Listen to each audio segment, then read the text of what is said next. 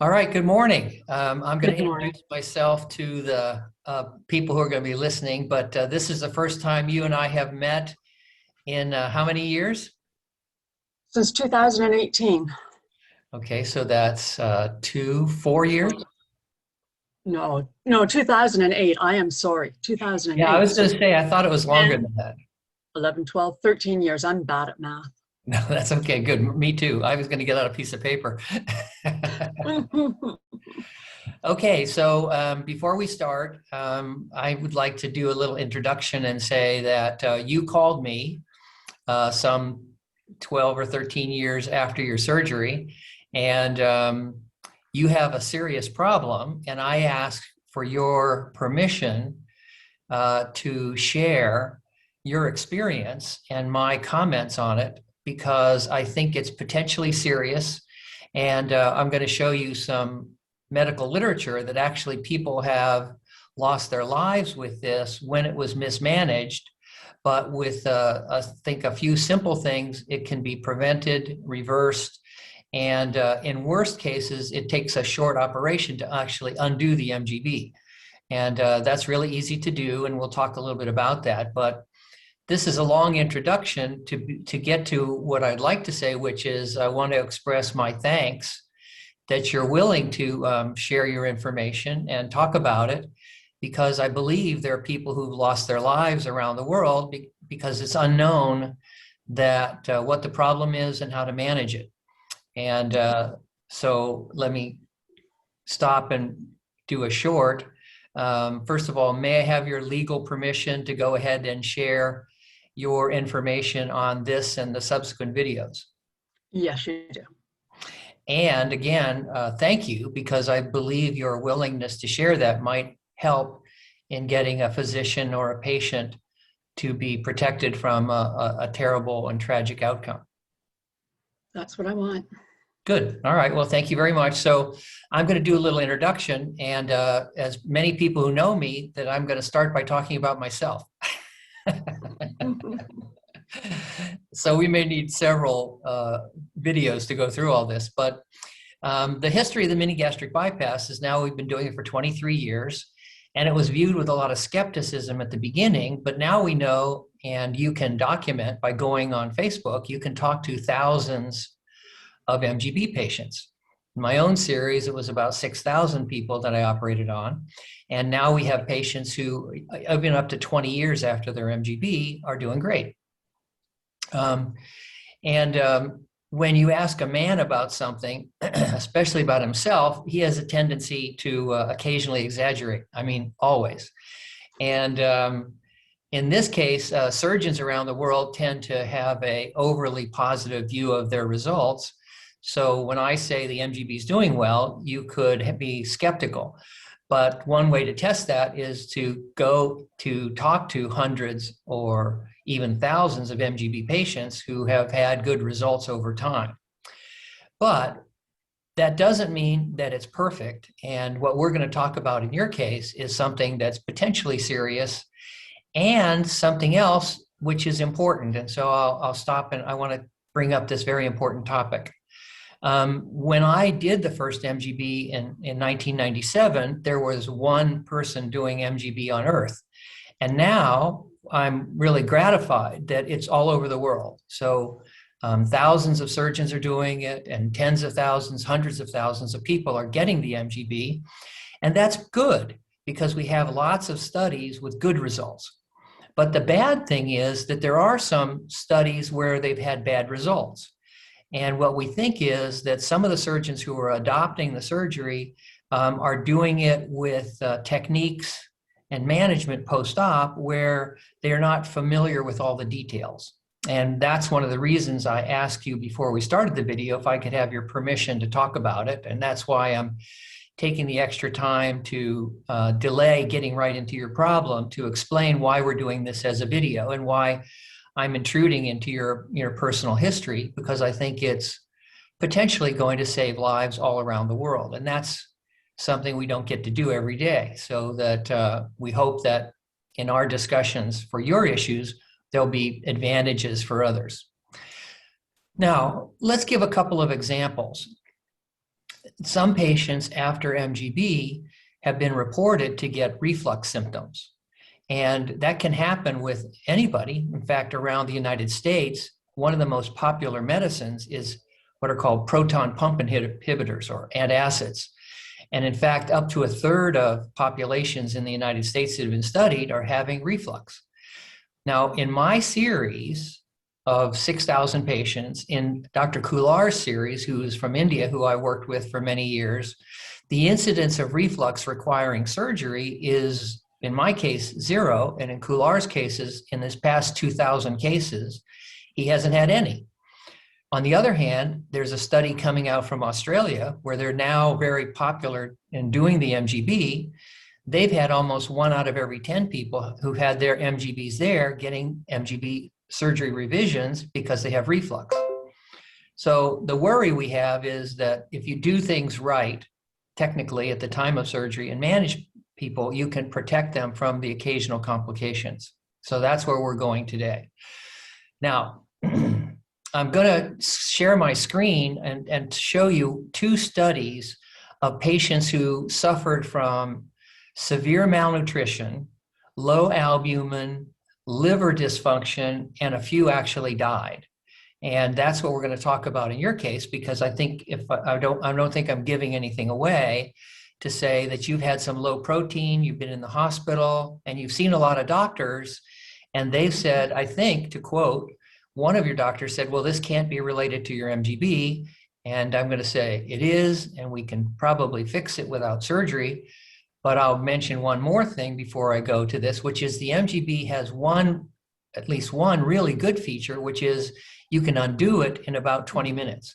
And so I like to say, in the past, I said, if you ever don't like the MGB, bring it back, and we can undo it in less time than you can get a haircut. So it's possible in your case, we might talk about that, but let's go and look at these patients who remind me a little bit of your case. They were managed by others and had some bad outcomes, and then we're going to talk about your case. But this is just an introduction for those who are listening in. So let me check and find out which one I want here. Okay, I think I see it. So I'm going to go ahead and share my screen.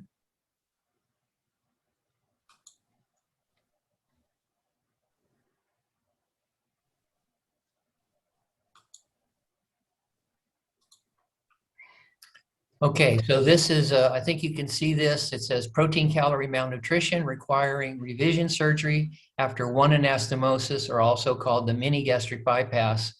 And this is a case series from Tehran Obesity Treatment Study. And so I happen to know these surgeons here. They are wonderful surgeons, and they adopted the Mini-Gastric Bypass and then saw these complications. They talked, I think, with me a little bit and modified their practice, and we'll look at their overall results. So they started doing the 1 anastomosis, or the MGB, and in this series, they're reporting on 189 patients, okay? In that group, 7, which was about almost 4%, had complications, okay? So they were readmitted with what they called protein calorie malnutrition. And so we're gonna talk a lot about that. And you, as you're listening, you might see if some of these things sound familiar to you because of your little visit to the hospital. So edema, that's swelling of the legs.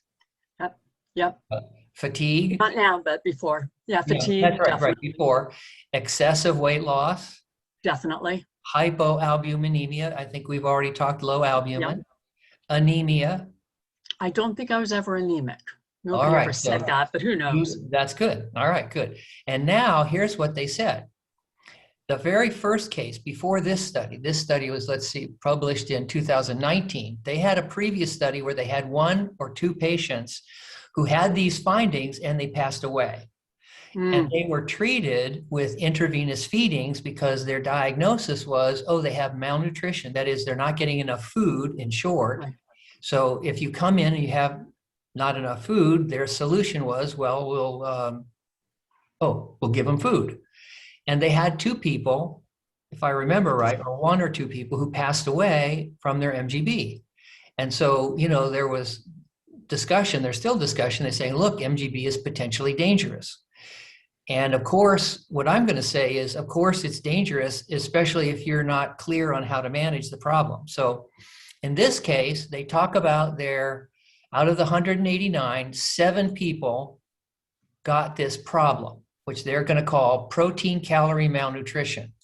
And I'm going to come back and say, yes, they had that, but that's a symptom. It's not the cause. And we'll come back and talk about that. But their mean BMI was low, 22 is pretty low, and they lost 100% of their extra body weight. So that means they had gone from heavy and all the way down to normal, but they were sick. Okay, now after they did the revisions, now revision is when you undo the MGB. And the undoing the MGB is what I've done for 4 patients who had this, and they all got better within a week or so. And I think that they started doing revisions after they had their complication and talked with me about it.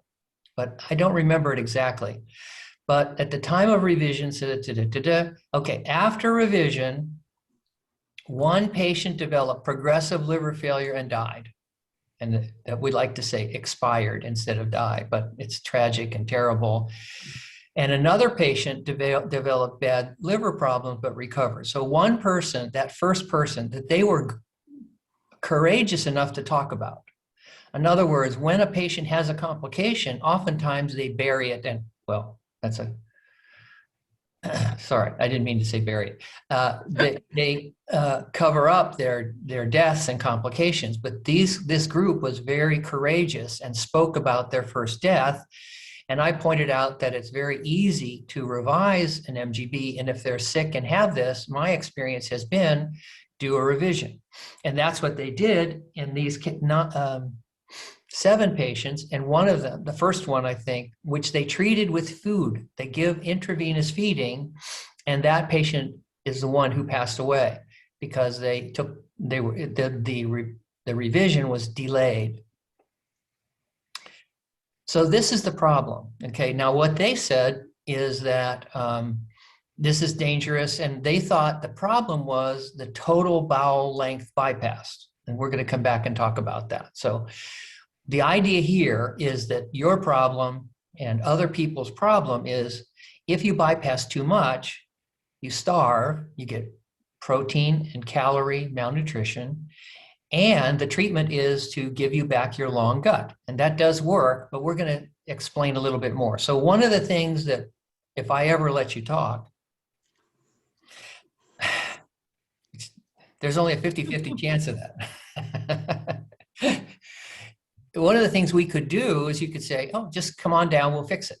So that would be a fix. Now, I'm going to come back to put myself back on the screen, stop sharing, and then I'm going to tell you a story about the pandemic. Is that okay? Yeah, okay. Of course. All right. So now, okay, so I'm starting back. Okay, so what we're going to talk about now is that we know a couple of things. We know that a few people can start to have problems with their MGB. And what we know from around the world, from the study from Iran and my own experience, that what will happen is for some reason, either soon, like in Iran, they had somebody who started even 8 months after the surgery, or longer, up to 5, 6, 7, 10, and I think you're 13 years out, you can start to have this trouble. Now, oftentimes the trouble is called malnutrition, because you get the low albumin, you can have elevated liver function tests, and then the theory is, oh, it's just too much of a bypass. But then that's funny, why is it too much of a bypass at 8 months in some people and 10 years or more in others? How comes all of a sudden your bowel gets short? Well, that's not what happens. So I thought that whatever caused it, that you can undo it with a simple operation. And so one of the best things about MGB, as I was saying, is in a couple of years or 10 years or whatever, let's suppose someone tragically develops breast cancer. And then the doctors come and say, you know, this is terrible, you have cancer. We want to give you chemotherapy. We think it's pretty likely we can cure the breast cancer, but we wish you had your old stomach and normal stomach back because the cancer treatment can be tough on your tummy. Well, the nice thing is you can say, oh, I have an MGB. And I know Dr. Rutledge just told me we can undo it in less time than a haircut. So the MGB has It's not perfect, but it has some really good advantages, and you can undo it. So for 20 plus years, if people had trouble with their MGB, I would say just undo it. And I've had advice with surgeons around the world, and some have listened to me and their patients have done well, and some appropriately, they didn't think I was right. And unfortunately, some of those patients have died. Now, what's the question that comes to my mind is why the undoing the surgery fixes it, because I'm not sure that the bowel length is the problem, because when I have undone the surgery, I have not routinely found the bowel to be especially short or the bypass to be especially long. So now I'm going to tell a brief story that is actually related to what we're talking about. You might say, I wish he would just get to my case, but anyways. The issue then is, starting in the pandemic last February, I was stuck in India. I was teaching there. And when the pandemic hit, they said old people should be quarantined because they're weak and can get the pandemic. And so I was working in the operating room and they said, no, you're old and weak, so you have to leave. And so I was quarantined with nothing to do in India for a year.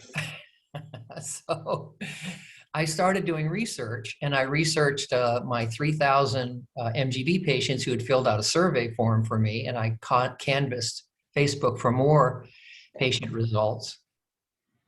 And then I started reading, and I volunteered to talk to patients online. In fact, that's what we're doing today. I'm talking to one of my patients who has a problem. And what I found is when I talk to patients, I would discuss with them different problems, and I started to read and learn more about the MGB and the microbiome. That's the bacteria that live in your gut. And we now think that your problem and these other patients' problems are maybe related not to the MGB and the bowel length, but to the gut bacteria. So during that past year, I've had about 10 people with your kind of problem. And I said, as I'm going to tell you and have told you, we can fix it with surgery. We can just undo the MGB. And it's very quick. You certainly don't want to have surgery if you don't have to. But if we do it, I think there's in my experience, 100% chance that you'll get better. And I recommend it rather than delaying it if you don't get better doing the other things we're going to talk about. So I've gotten now these 10 or 13 people that I've got, and I'm doing a study on those people or writing up the data, but they would call, and actually in a funny coincidence, I had 3 people from Toronto who had this problem. Now, one of them had an infection that I'm going to talk about called Clostridia difficile, okay? That's a kind of a Latin name for a bug. And the bug, pardon me? C. difficile. Yeah. Is that? Yeah, Yep. I had that in the hospital. Bingo. That's the problem. So I didn't know that, but isn't that funny I brought it up? Yeah, It's almost as if I knew what I was talking about. almost. I'm going to close up now. Okay, but here's what happens. So here's the pathology. Here's what goes on. Here's why people with the MGB get sick, in my opinion. The normal gut biome is friendly. In other words, when we eat, the healthy food goes down. The bacteria is part of the system, which we'll talk about how it works. And if you get bad bacteria in there, you can get diarrhea, you can get malnutrition, and you can get death. So in my experience with the patients in Toronto, as well as patients around the world, in Ireland, in the United Kingdom, in Pakistan, in many other countries, I talked to people, they would have these problems. I began to be suspicious of a bacterial complication. And one of them I'm going to mention is the C. difficile, but that causes what's called a colitis. That is an infection in the colon. But the other infection I'm going to talk about is called SIBO, or SIBO, or small intestinal bacterial overgrowth. And small intestinal bacterial overgrowth is a little bit like Clostridia difficile, but instead of being bad bugs in the colon, it's bad bugs in the small intestine. And the small intestinal bad bugs are E. coli or Escherichia coli or Klebsiella. And those bad bugs are also known to cause a kind of diarrhea. And occasionally it can be so bad that it's called dysentery or food poisoning, and can lead, now we know, through a complicated series of chemical and body response to either an irritable bowel syndrome or persistent diarrhea or constipation and bloating. And when that happens with the MGB, then you can have these troubles. But the good news is that we can treat them, and we're going to talk about that, hoping that in a short trial, maybe 3 or 4 weeks, we're going to try and get you better and avoid surgery. And so that's what we'll be talking about upcoming. Now, we also have to do this video because we want to educate your gastroenterologists and your medical doctors, because in a polite, non-threatening, and non-critical way, I'm going to say, I don't think that they have been diagnosed and treating you correctly. And I think there's potential risk to your life if we don't kind of straighten that out. Even if we do all these things to fix the microbiome and change your diet and maybe even give you some antibiotics, it's still possible you might need surgery. So again, we're saying thank you very much for the phone call. And that's kind of the introduction. So I'll stop for a second, and can you kind of see where we're going? Yeah, Okay. definitely I can. Yeah, so what we're saying is, for, if I understand it right, for almost 10 years, your MGB was pretty good. Perfect. For 10 years, absolutely wonderful. You saved my life. I got to run around after my kids. I got to be here for them. And then in late 2017, early 2018, things started to go south. I was hospitalized. I was finally released, got better. And then in December of 2020, it started to go downhill again. Great. So, no, not great. Not great, I know. I mean, thank you for telling me that. But that time is what I would say is around the time where, instead of your MGB getting worse, I think it's the bacteria in your gut got worse.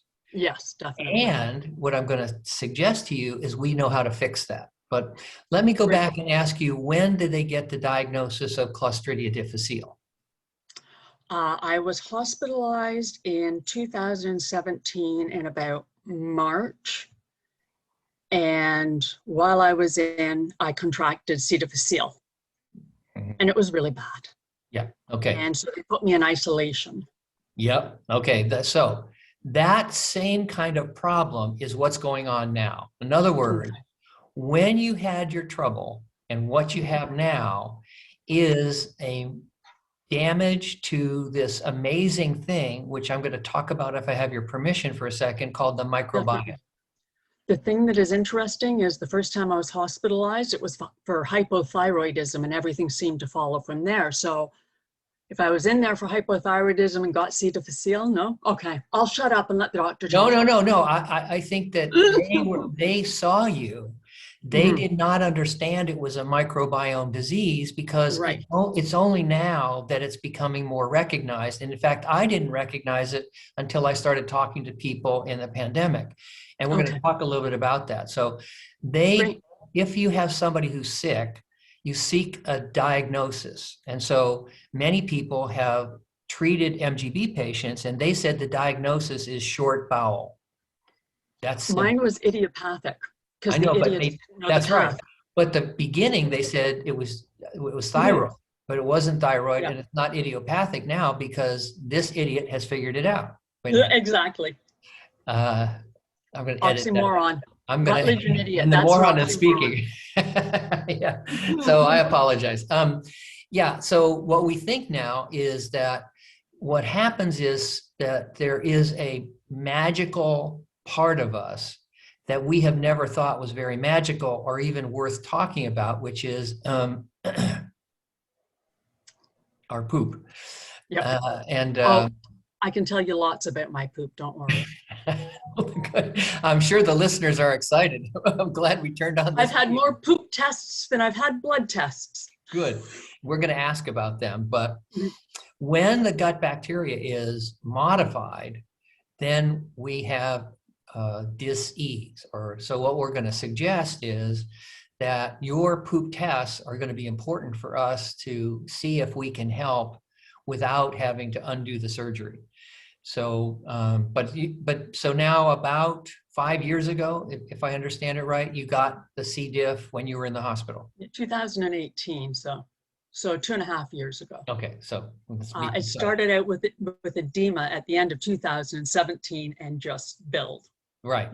That edema, though, instead of being something different, is actually the beginning of the same problem. That is, the gut bacteria got damaged and changed during that time. Now, I'm going to stop for a second. I have kind of leading questions. So if you can remember the way you used to eat a couple of years ago, and I'm going to ask you some questions about that and see if you can roughly tell me a couple of answers to a few questions. If it's okay, I'm going to ask you some questions now.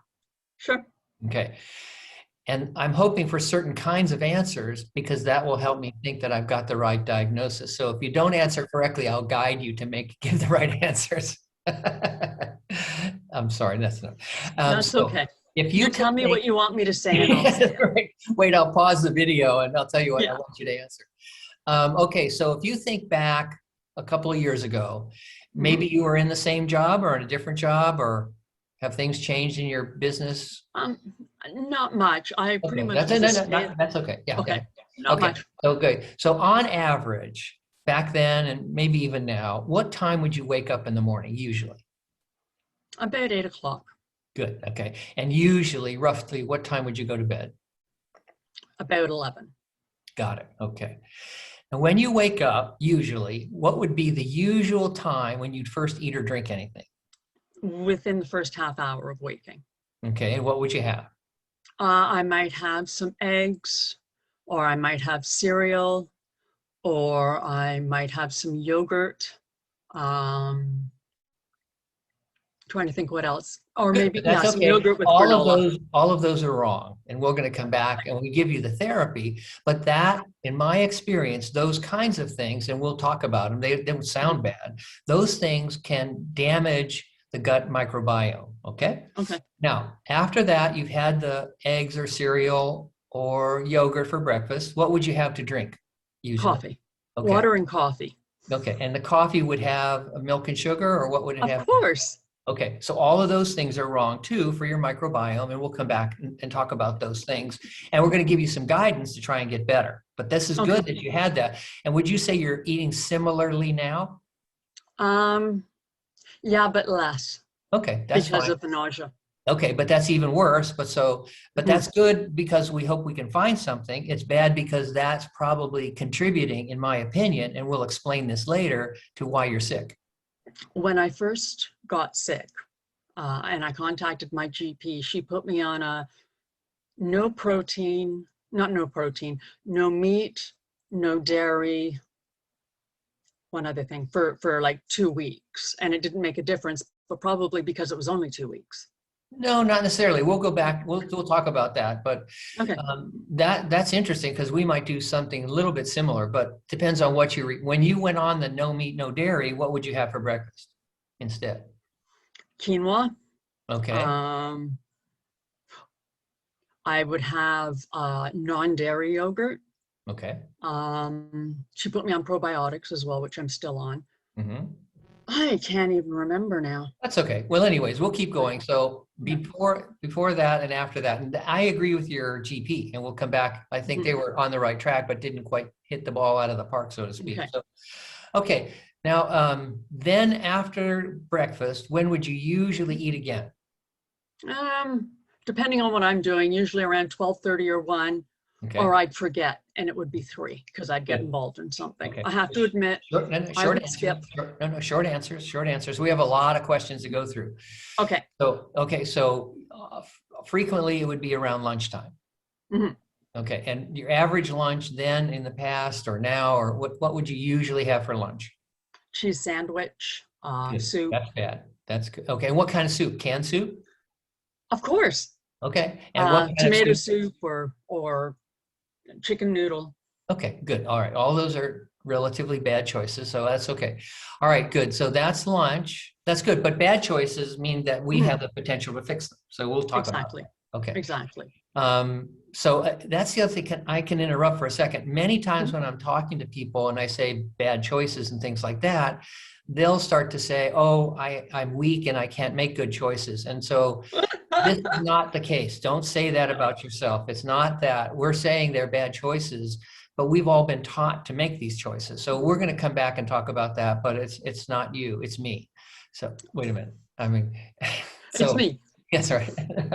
All right. So that's lunch. And would you have something to drink with lunch? I might have a Sprite or more water. I was drinking a lot of water. Okay. All right. That's Um, good enough, but the Sprite's bad and we'll talk about that. Okay. So then between lunch and then maybe dinner, would you have a snack in the afternoon often? I might have some cheese and crackers, which is bad. Okay, that's good. All right, good. I'm supposed to say that. Okay. Oh, All right. sorry. So then you have, no, that's okay. That's cheese and crackers. So that's also not a good choice. We'll come back and talk about why. Then can you give me your average dinners? What were your dinners Um, like? it would either be fish, chicken, beef, or pork. Mhm. Things like lasagna, meatballs, chili, um, baked chicken without skin, no skin, no bones, Sure. Right. that sort of thing. Chicken teriyaki, a bunch of different things. Meatloaf. With a I little have vegetable on the side at all, or a little, sorry, a little. would you have some vegetables at the Oh meal? yeah, oh yeah. It Oh, was always meat, and then generally a starch, either potatoes or rice, and a veg. okay, good. And Because what that's the way kinds I of, was brought up. That's what you have on your plate. I understand. So what kinds of vegetables? Broccoli, corn, Good. zucchini when we could get it. Yeah. So pretty Um, healthy veggies, green yeah, vegetables. carrots, except my husband always complains when I serve that. Okay. Now, and they would always be cooked. Yes. Okay. Now, if you look at your plate and Hmm. took out everything that you ate for that dinner, the average dinner, and put it Hmm. back on your plate, if you have two servings or whatever, put it all on the plate. Here's a question which I'll need some help on, which is Hmm.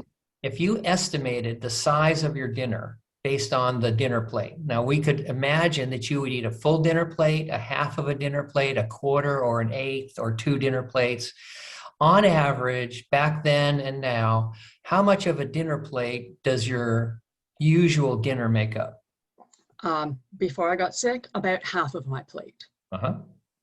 I'd eat less than anybody else in the family because of the gastric bypass. Right. Um, and now I'm lucky if I get through half of a half plate Got it. Now it's a without being quarter sick. or an eighth. Yeah. Yeah, Okay. a quarter to maybe a third. Okay. And then do you It's the same. prioritize to try and eat the high Protein. protein meat first? I Okay. seem to remember a doctor saying protein, then vegetable, then starch. Yeah, that's wrong. And he But we'll looked go a back lot over like that. you. Yeah, he was wrong. So we're going to teach you some new things. Right. Okay. Yeah, I used to be a Mediterranean diet now, and we're going to Mhm. talk a little bit about that. Okay. Now, after dinner, a lot of my patients get the first episode of Netflix is over, and around 8 o'clock, they get munchies. Do you get a snack later in the evening or no? That would be bad. Yes, I do. Okay. Uh, And what types of things? Potato if chip, if junk food, if I'm cracker? feeling decadent, potato chips or smart food popcorn. If I'm behaving, maybe some Laughing Cow cheese Okay. or All right. Baby Bells. Good. Okay. All right. So, all right. Well, that's good. So that's now we have the answer of why the bacteria isn't doing well in you. In other words, what Mhm. we are theorizing, and we're going to go through that, is that that diet you described, along with your situation of having an invasion of the bad bacteria with the C. diff to start it off, that you now have a colony of unhealthy bacteria in your gut. Okay. Oh, gross. And we have two things. One is we're going to make some suggestions about how to repopulate the healthy gut. And we'll give you some background on with the research on that. And it's a little bit like your GP said, but there's some differences. And then we're going to say, if that doesn't work soon, your doctors need to be testing you, you need to be talking with them, then we would recommend you have your MGB undone. And we'd be happy to do it, but it's easy to do, and it's the right thing to do, because what you're doing, if you keep going this way, you can pass away. So this is really, not to be too serious about it, but it is a serious topic. It's life and death. In other words, it's fat or dead. No, because when you get the MGB undone, you don't go back, because the MGB revision can be 100% undone, or it can just be undoing the bypass. Okay. Okay. But the way to think about it is, don't die. Now No, I don't want to. Okay. I don't want to. I came right. close in 2018 and I'm terrified now. Good. Well, it's easy to fix, but I have had a story where I was in the ER with a woman. She and her husband both had surgery with me in Nevada, and she had gotten too thin. And her husband had lost a lot of weight and not diabetic, and he's still doing great. And she was very thin. I saw her actually in Walmart. I said, "You're too thin. You need to have your surgery revised." She said, "No, I'll die first." I'm going, "Okay, hold it. No. And so then she came into the ER, and she was very malnourished and very sick. And I said, "Look, all we have to do is undo it." And she said, "No." And I waited with her husband. We went back several more times. Finally, we got her to agree and undid it, and she just has done fine. So we have had people who say, "I won't go back." But here's the thing, that when we go back, we could put everything back the way we had it.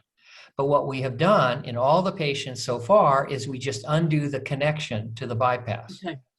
And we're going to explain why that fixes the bad bacteria.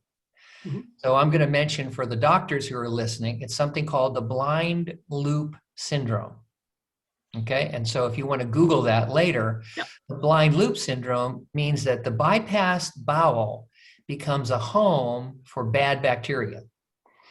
And because it doesn't get washed out by food and acid and other parts of the digestive tract, it can be a home for some of these bad bacteria. And so that's why you could be sick for all this time, because number one, you're not repopulating, you're not regrowing the healthy bacteria. We want you to go out into the backyard. We'd like you to cut down the weeds and then plant flowers.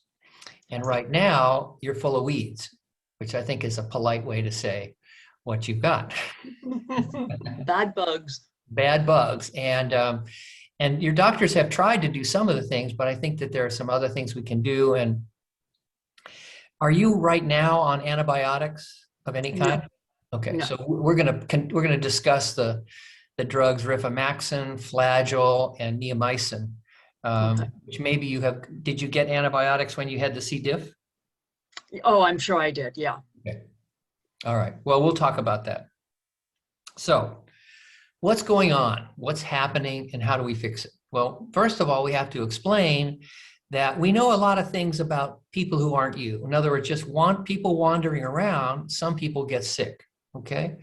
Now, when they get sick, they can get a pandemic virus, they can break their leg, they can get all kinds of illnesses. One of the illnesses we didn't really understand for a long time is something called irritable bowel syndrome. And it was actually, there's actually good, or not good, but research, they say, well, this is hysterical females. They get diarrhea, they get cramps, they get constipation, whatever. And they say this is just, in fact, you should just give them a antidepressant, because it's not a physical ailment. It's just, forgive me for saying this, but it's a hysterical woman. That's actually written in articles. Right now, things have changed, okay? What we have found is that the people, and mostly women, who get irritable bowel syndrome have had an infection called food poisoning, okay? When they get the food poisoning, usually from Klebsiella or E. coli, these are two kinds of bacteria, they start growing in the gut.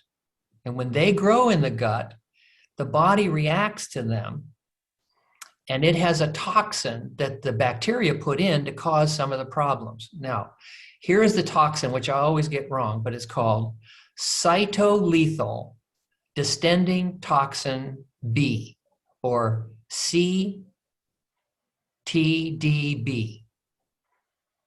Cytolethal distending toxin type B.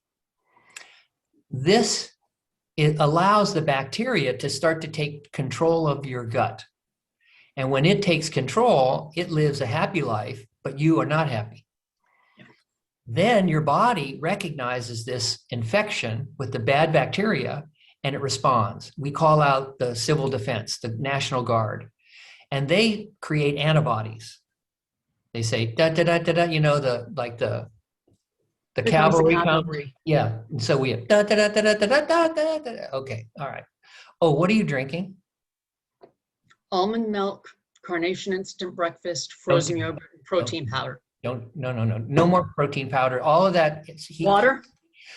Water is good. Lemonade, yeah, lemon. No, yeah. Don't. Okay. All that stuff you just had, that feeds the Klebsiella.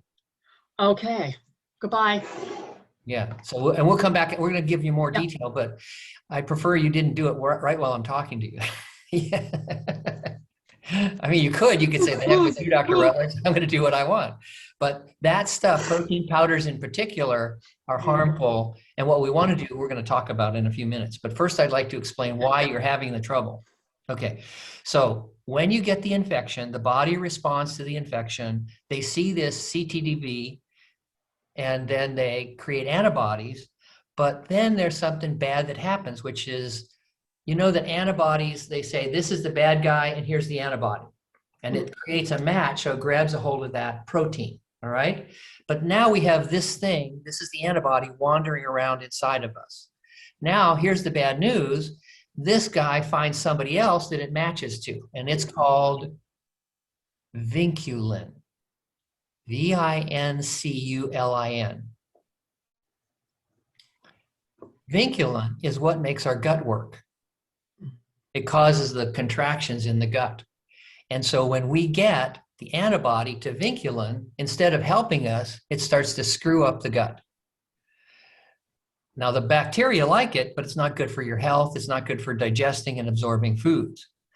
So research has shown if we attack the body and the bacteria with some antibiotics, we can help decrease the cTDV, which causes the antibodies, and these can go down, and oftentimes the irritable bowel syndrome can get better. So what we're going to recommend is a combination of antibiotics. One is called rifaximin. I'm sorry, rifaximin. Sorry, I always get that wrong.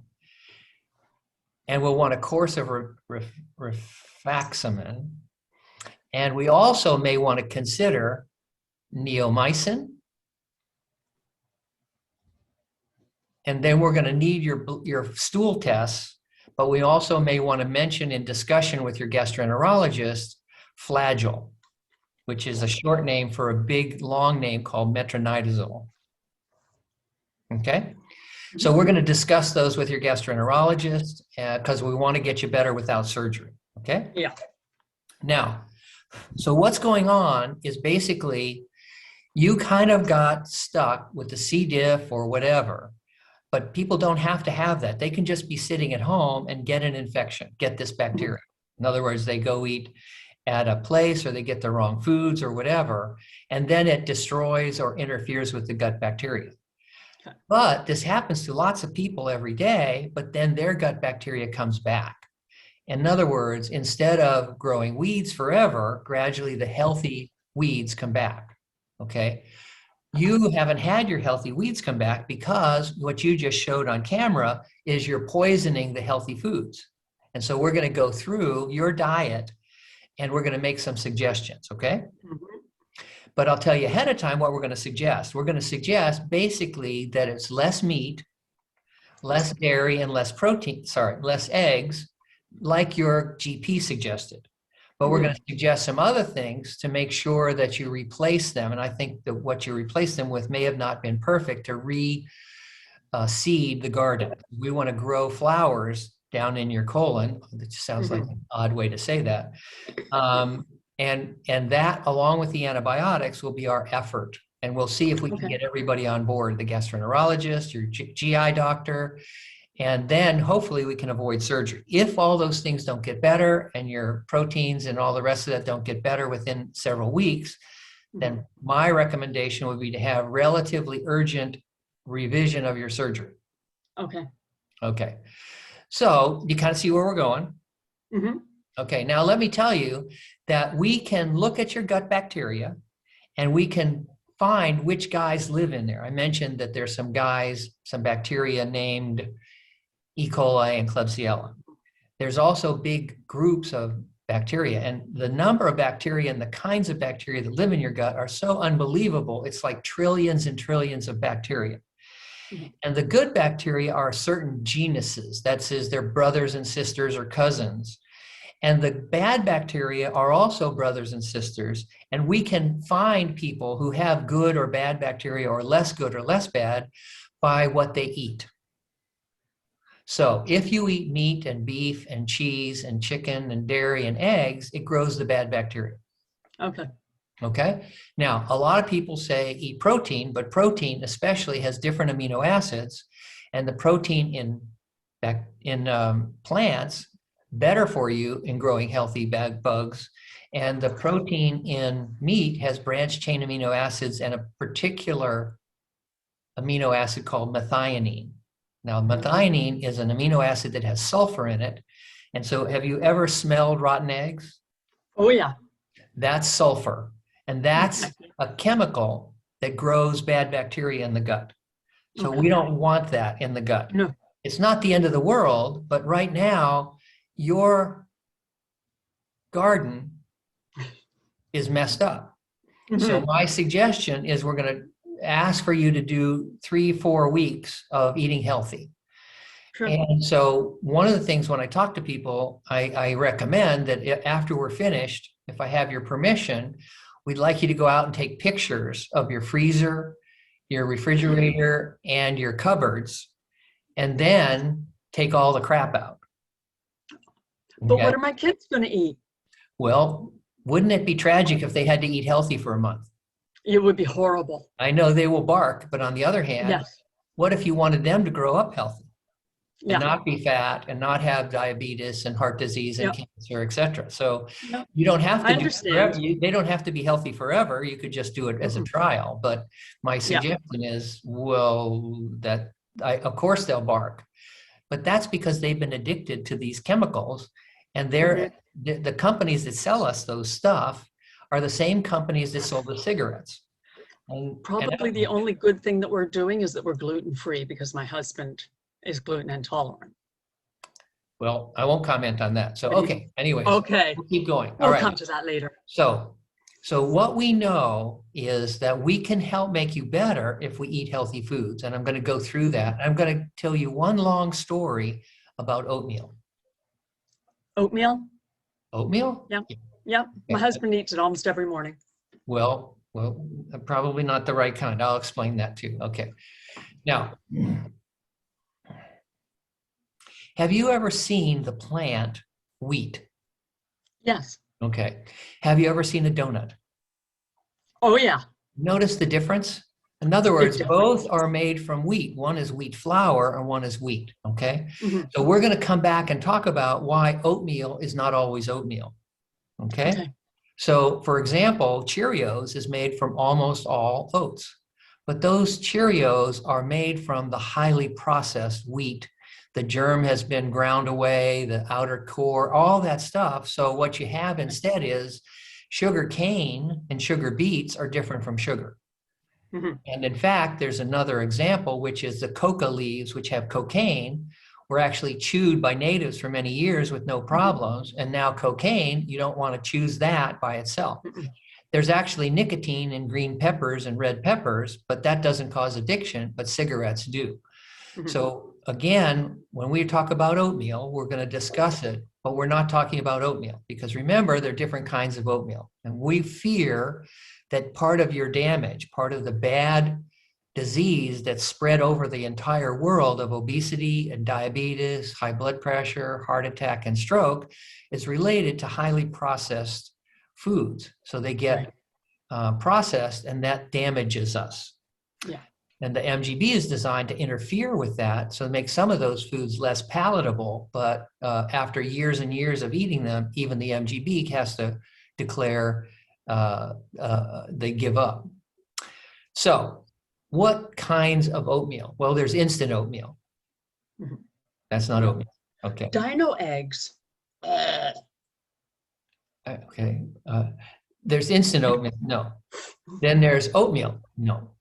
Then there's old-fashioned oatmeal. No. Then there's rolled oats, better. Then there's steel cut oats. Mhm. Okay. That's what we want.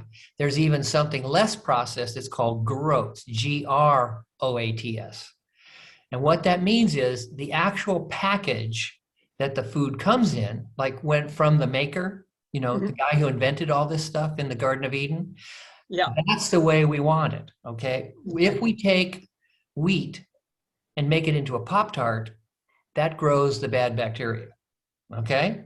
So, but how does oatmeal make a difference and how does it affect you? So we're going to give you some new information about the gut bacteria and how we can grow healthy bacteria in the garden.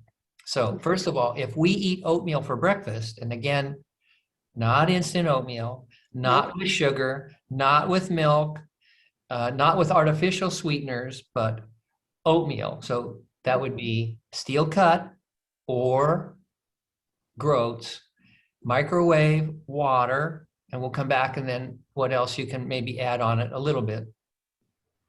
When you eat that, we want to remind you of something kind of unusual, which is that's a plant. And plants and animals are different. And I would like to point out and remind you of the difference maybe from ninth grade biology. So what I'd like to point out and say is that the cells that make up plants are different than the cells that make up animals. The cells that make up animals have a very thin, flimsy outer coating called the cell membrane, easily broken. But the cells of plants are all surrounded by a tough cell wall, which is made out of cellulose, which we know from the local lumber yard as wood. Mhm. And we like wood. Well, we don't know we like wood in a lot of people's case, but wood actually is magic. And so on my Facebook page, I have a section called Magic Oatmeal. And don't worry, later I'm going to bring up magic beans. But anyways, magic oatmeal is magic because of the wood. Now, most of us know wood is fiber, and we say, yeah, that's good for bowel movements, but otherwise we can't digest it because we're not cows. We don't have extra stomachs and all this other stuff. So when we eat oatmeal, we get some of the carbohydrate and protein in it, but we can't digest the wood. In other words, we can't eat wood. So what happens to the wood inside of us is a whole bunch of things. One is it changes your gut motility and things that I'm not going to talk about. But here is the crazy stuff where it starts to get, I recommend people write this stuff down because it's going to say so crazy that you're going to say, I think Rutledge bumped his head because he started talking about all this wood and bacteria in your colon. When the wood gets down to your colon, bacteria that can eat it, that's the good bacteria, eat the wood. And when the bacteria eat the wood, they digest it and they release, which is kind of like pooping out, they release short chain fatty acids. So you'll want to look this up, SCFAs. And the two most common short chain fatty acids are butyrate and propionate, which you don't have to write down. Already did. Okay. When they go through the lining of the colon into your body, they go to the brain. Wait a minute. So when you eat wood, the gut bacteria grow healthy bacteria, and it goes into the body and it affects the brain and it releases anti-hunger hormones as well as a variety of other hormones that make you healthy. So actually eating oatmeal is a hormonal action. It changes the gut and it changes your body. Conversely, if you were to have eggs, they will poison you. And I'll just mention one poison, which is called TMAO or trimethylamine oxide. And TMAO is an indicator of increased risk of heart attack, stroke, and death. And it's a group of bacteria that eat the eggs that make that stinky sulfur gas. And in the body, it's harmful. So we think that when you have the environment of meat, cheese, dairy, and eggs, you're growing the other genus, the other groups of bacteria that allow E. coli, C. difficile, and other types of bad bacteria to flourish. Our hopes and prayers are if we modify your diet, as we're going to talk about, we can grow the healthy bacteria back, and then the healthy bacteria will allow you to avoid having to have the surgery revised. Okay. If you can't stand it, if I tell you all these things and you say, oh, the children are screaming and I'm dying, I got to have a McDonald's or... No, they're over 16, 18. They can move out if they don't like it. Okay, well, but it's not required, but I would No. say what we have is maybe 3 or 4 weeks to decide. Mhm. And what I would encourage you to do is eat healthy, as we're going to talk Yes. about, with a little bit of a diet set of suggestions coming up. Mhm. And we're going to say, do these things in our attempt to get you to be free of having to have the surgery undone, or worse comes to worse, even passing away. Yeah, I like to stop that. Good. Okay, so I'm not sure how long I've been talking, but it feels like a long time. So since my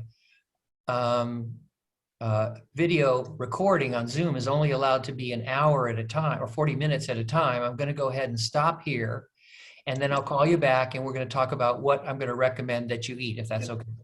Great. Okay, thank you again. Bye, everyone. Bye. See you soon. Okay.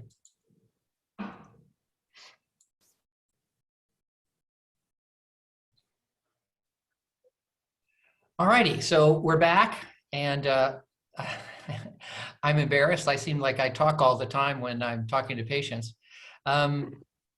Just to summarize then, I think that what you have is a potentially dangerous problem. I think it's potentially easily fixed. I think that it's going to take some effort for us to educate your doctors on what needs to be done. And there may be some tussles on that. I've had that before. And but I think it's worth doing. And again, if we get in trouble, if you're not feeling well, then the most important thing to remember is to be in touch with me, and we can undo the surgery. Definitely. Okay, so now we don't want to do that, but just to go over what we think is that has gone on is you had a healthy 7 or 8 years with the MGB, and then got sick and got the C. diff, which is a infection of the colon by bad bacteria. And I'm sure they told you that was pretty serious. Yes. Okay, now we're hypothesizing that you have an infection on the other side of the intestine. So the intestine has 2 parts, the small and the large bowel. And we think that what's going on now is primarily the small bowel. And that's because I assume they have tested your stool since then, and your stool is okay. They tested my stool in February. And then the second gastroenterologist tested it again and added another test to it. So I've had 5 different types of stool tests. Good, and they say— And they all came back with no bacteria. Well, no, they don't. That's no. Your stool is bacteria. No bacterial infection, I guess. Right. Well, now, and that's the difference now is we have some new research that suggests that the E. coli and Klebsiella can live inside even your small intestine, and it's no big deal. It's when they grow a lot where they cause trouble. Okay. In addition, when they start growing, they make room for themselves. So it's like if you invited in some renters and they started smashing down the walls because they wanted more space, and you're going, wait, you just had the bedroom and now they're taking over the living room, etc. And again, all of this is relatively new research. There was no stool test for the CTDB infections. And that is new. And so when you go to look it up, it looks like the door behind you is going open. That's because I was a little black cat trying to come in. All right, good. I just was wondering if, you needed to go and take care of something. A ghost. Well, No. Ghost. Yeah, now we know what's wrong. It's a ghost. So this is all relatively new. The old idea, like I told you, was irritable bowel syndrome was related to hysteria, and but it's not. It's an infection, and so now we know what to do about it. And we will. I guess the other question I should ask, although I assume they have not given you a gut breath test. H. pylori? No. No, then no. Okay. In other words, when you have these infections, and your doctors may recommend this, is that they can tell that those bacteria are living inside your gut and messing things up because they release some chemicals, particularly hydrogen gas, hydrogen sulfide gas, and methane gas. But regardless of those tests, I still think we should go ahead as if the general number and type of bacteria living inside you are wrong. And I agree. And my experience has been if we normalize the gut bacteria, maybe including some antibiotics, that you'll get better. And that's what has happened with, as I say, about 13 or 14 patients, including the 3 from Toronto. And so that's going to be what our goal is. Okay. Great. Now, we also have to talk with your doctors. And because it's new and different, they may give us some trouble. So we'll have to do whatever we have to do. I think they may be very receptive because they were saying that I should reach out to you. My new GP is fairly young, and my gastroenterologist is like, tell me what to do. I don't know what else to do. Bingo. Good. So Okay. I think that they'll be very receptive. Okay. Well, when you bring up this new stuff, I bet you he's going to know about the new information on IBS and anti-vinculin antibodies and that kind of stuff, because it's hot new topic. And he maybe didn't think of it in your case because you have an MGB. The other thing to tell you, just to remind you, I've said it once, but when you talk to the doctors, here's the thing to say. When you tell them, I've got this thing, they have given it the new name called SIBO, right? The SIBO, small intestinal bacterial overgrowth. But your doctors may not know that or think about that or think of this in you. But what I think will light them on fire is to say this old name for it, it was called blind loop syndrome. Yeah. Okay. Now, I've even heard of that. What's that? I've even heard of that. I don't know what it is, but I've heard of it. Well, now we're going to explain it is the way your gut remains sterile. In other words, we know that the bacteria that live in the colon are down there just living the life. They've got tons of, it's like home, you know? Yeah. Okay. Your small intestine is supposed to be relatively sterile. We now know it's not, but we used to say that bacteria could not live in your small intestine. We know that's wrong now. But the reason it was sterile is because we would eat and then we would secrete acid, bile, and enzymes that would kill everything. In other words, every bacteria that would come in would be killed. Now, there are a few that can get away from that. One's called H. pylori, you mentioned. Yeah, I've been tested for that, but not, I mean, back in 2018. Yeah, but we're not worried about that. But so here's the thing. Now, imagine that the acid, bile, and enzymes didn't go into the small intestine anymore. That would give a relatively protected place where the bad guys could start to grow. And that's what you have with MGB. An abandoned party house. Yeah. So they're over there drinking and shooting up the place. Okay. Okay. So your doctors will have a little trouble getting on board on this, I think, because that's what my experience has been in the past. And the way to explain it is to include the term, Dr. Rutledge thinks I may have blind loop syndrome. Now that's actually 50 or more years ago. Because we used to do the MGB, wasn't called an MGB, it was called a Billroth 2 gastrojejunostomy. Yeah. That sounds a little familiar, I think. And so that Billroth 2 was done for over 100 years. It was done for gastric cancer and done for gastric ulcers. And we would occasionally get people who would get blind loop syndrome.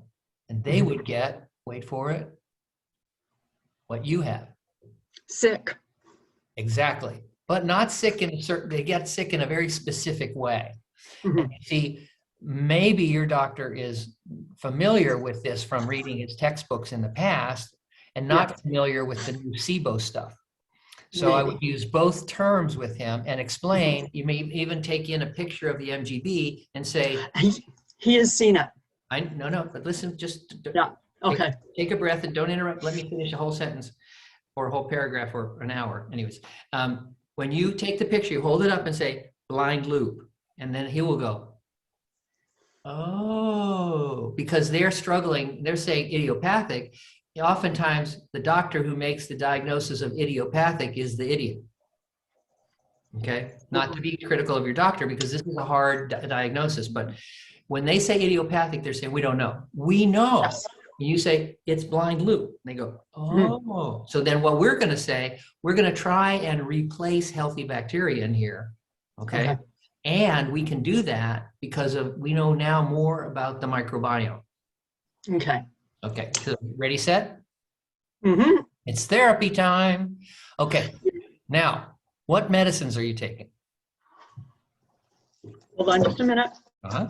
I knew you were going to ask that. Mhm. Vyvanse. Stop. What's that? Vyvanse is an ADHD medication. It's when it's at home name is lisdexamfetamine, Okay. 60 milligrams. Okay. So let's stop for a minute. So Mhm. you have to take that?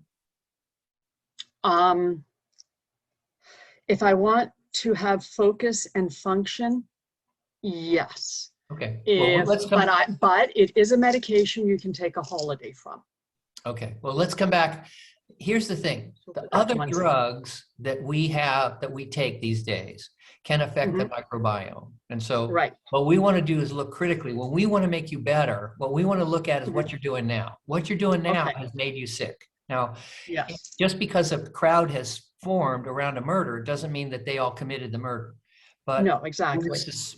they're suspects. So you and I, like you're Sherlock Holmes and I'm Dr. Watson, so we're trying to figure out what to do. And I would put that on the suspect list. Okay, so I'll put it to one side. I'm also taking desiccated thyroid. Okay. And levothyroxine, which I should not apparently stop taking, although my endocrinologist would be open to suggestions. Pantoprazole. Okay, so now let's stop. That's what's called a PPI. It's an antacid. Mm-hmm. Okay. So now we're wondering, why are you taking an antacid? The doctors started it when I was in the hospital, and I think it's the last medication that I've continued. Okay, but let's stop for a second. Yeah. Antacids are usually given for people who have ulcers or gastritis or esophagitis or reflux. Okay. Have you got any of those things? No. Okay, so here's the other thing is, remember what we just talked about. You have invaders inside of you, okay? Your body naturally kills those invaders. Your body, designed by God, works pretty well. So if we go around fooling around with it, we are likely to cause trouble. That drug you've been taking for a long time destroys the normal acid in your stomach. That acid in your stomach kills the new bad bugs that are coming in you. Okay, so we will just get rid of that. Well, no, I can't be your doctor. No, I have a doctor's appointment with my GP on Monday. I know, let me finish. So yeah, I would like you to discuss this with your doctor. I don't want you to take that. I'm not sure, I'm not right, but I would say that that's a terrible idea because we want to kill off bad bacteria when it comes in because it can wash back up into that blind loop and set up shop, and that may be what happened. In other words, you're saying all this happened soon after the C. diff, right? Yeah, actually, even before. Okay. But yeah. But you didn't take the PPI before till after I was in hospital. But it does. In my experience, we stop it because we want the gut to be back to normal because we think the guy who invented the gut did a pretty good job. Right. And when we go fiddling with things, sometimes we have trouble. Right. The last medications I'm taking that I take in the evening, one is Trintellix.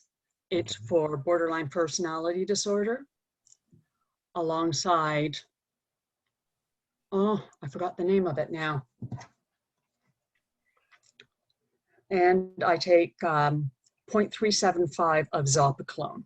Okay, so what you want to do is look up both of those and find out side effects and all the rest of that. Because we want to know. And I need to tell you the one other med. I'm just looking it up on my phone. Okay. Well, can you look it up while I talk? Oh, go talk. Okay, so what we want to know, can any of those drugs have any kind of gut side effect? We want to know what they do in general in the body, because it's possible that one of these drugs as a side effect is fiddling around with your insides. Remember, it's really common for a drug that's supposed to do one thing happen to do something else on the side. Like aspirin's supposed to take away a headache, but also can cause bleeding, right? Yeah, Okay. exactly. So what we The want to last, do is look through those drugs and say, what the heck are the list of side effects? And then send that list to me and let's okay, look at, and then think about it. Anything that you need to take, we want you to continue to take. But yeah, anything that you shouldn't take, we don't want you taking. okay. The final drug was Seroquel, which is also a, Anti-psych or something, or yeah, psych or, yeah. Okay, so yeah. I don't know those drugs offhand. And so I'll what look we them want up. to do, yeah, look them up, talk with your doctors and say, what are the side effects of these drugs? Hmm. And Crazy Dr. Rutledge is interested if you could stop, holiday, decrease any of them.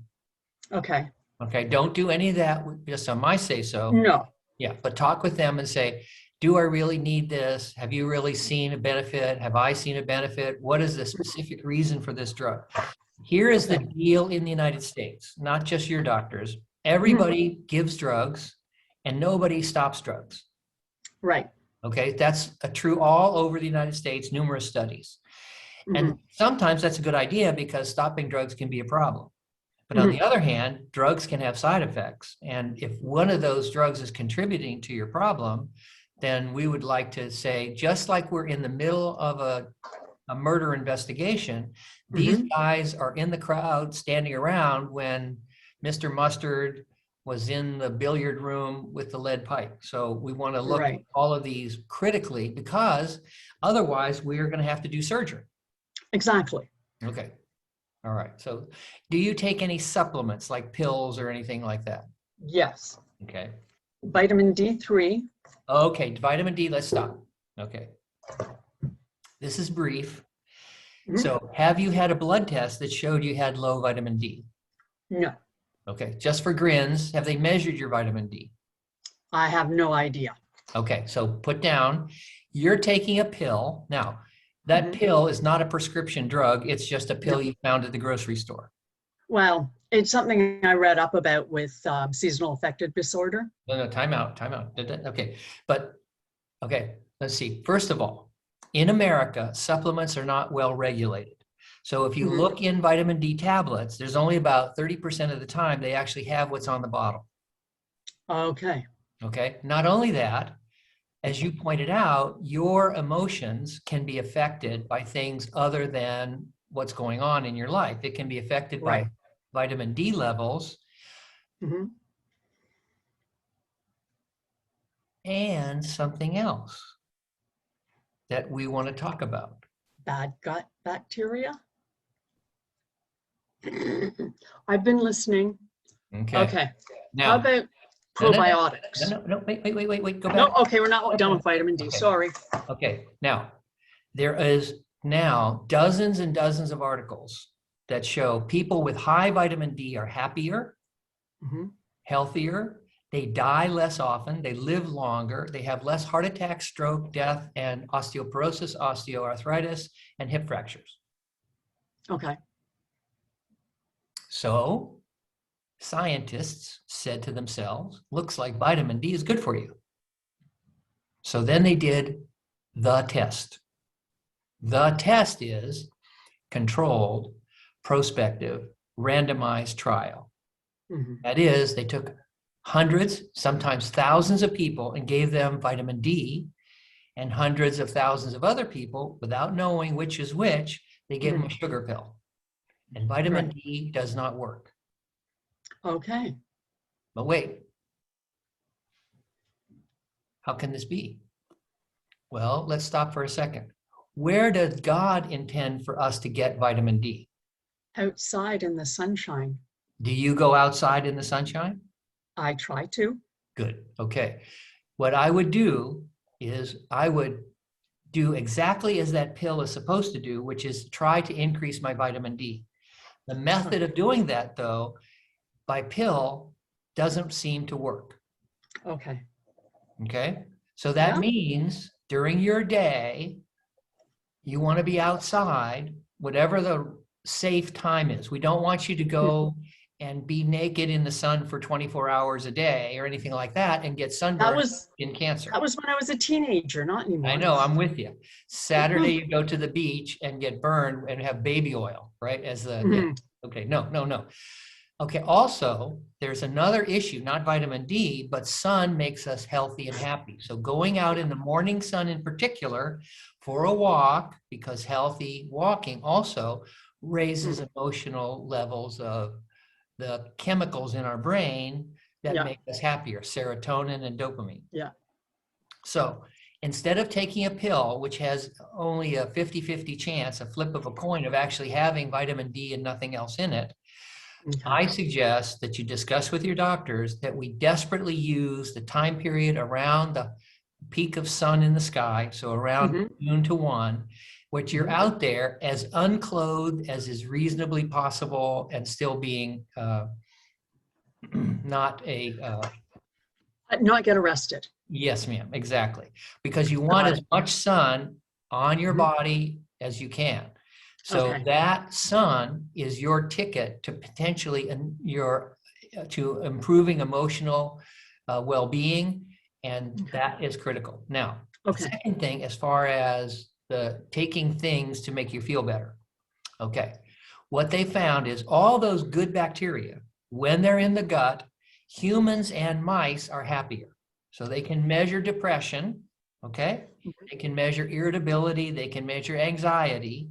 And if you have good bacteria in your gut, people Mhm. are happier. So they have taken people Hmm. with depression in San Diego, and they've Yeah. taken poop from people who are happy and put it in Mhm. people who are sad, and they get happy. Okay. They've also done it in mice. And so you might interrupt me here and say, how can you tell a mouse is not happy? Well, he doesn't groom, his little hairs stick up, he doesn't want to play with others, he won't go and Mhm. try and get sugar from the little thing and press the thing. And if you take the poop from a mouse who's happy and put it in a mouse who's sad, he will get happy.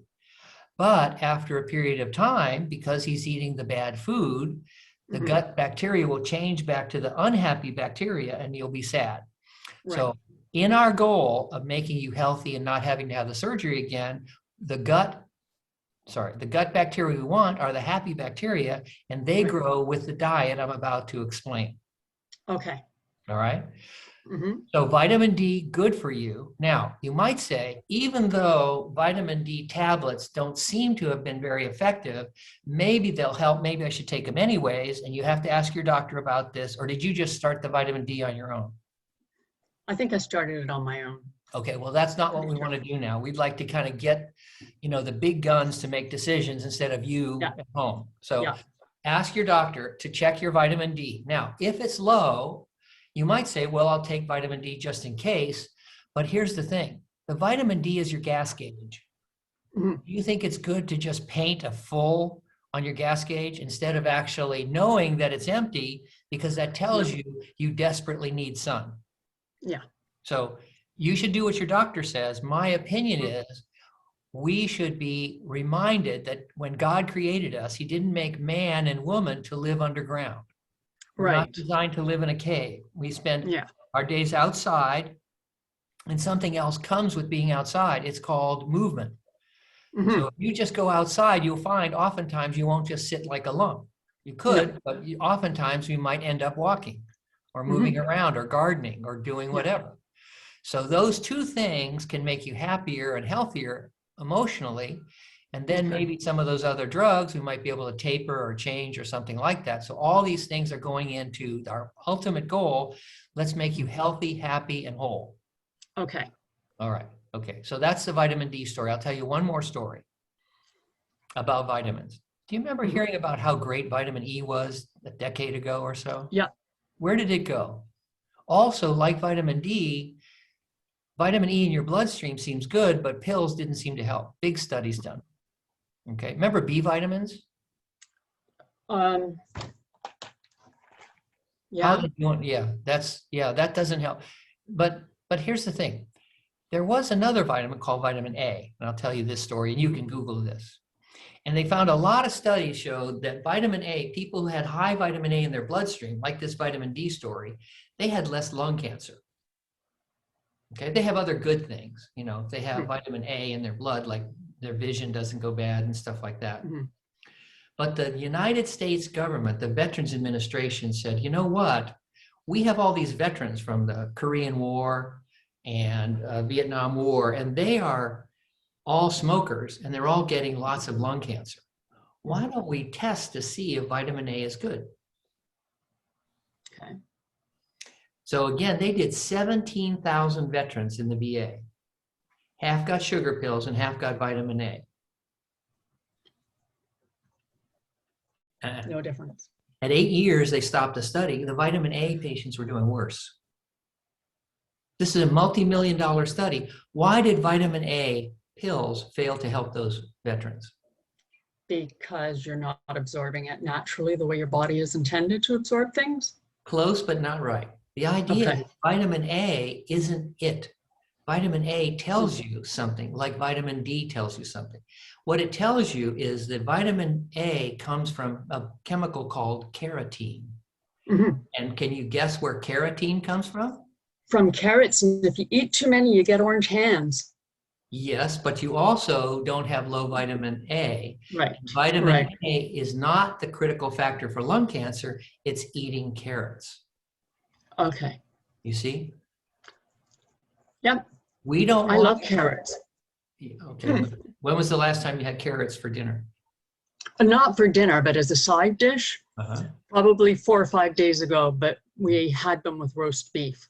Okay. Well, that's good for that little bit of carrots. But what we want to do is remind you that pills, as far as we know, there's a lot of studies, vitamin E, B vitamins, vitamin A, and vitamin D, where the vitamin is not the active agent. It's like if you come up to a train crossing on the road, you hear the bells ring, you see the red lights flash and the gate goes down. But that's not what's killing you. No. It's the train that kills you. But those things are a warning that what you're doing is don't cross the tracks now. Okay. Vitamin D, you need to measure it, but just taking vitamin D willy-nilly, in my opinion, and you can discuss this with your doctor, is not the right thing to do. You need to know God intended our physiology, your gut, your brain, your mind to be in the sun. Okay. Okay?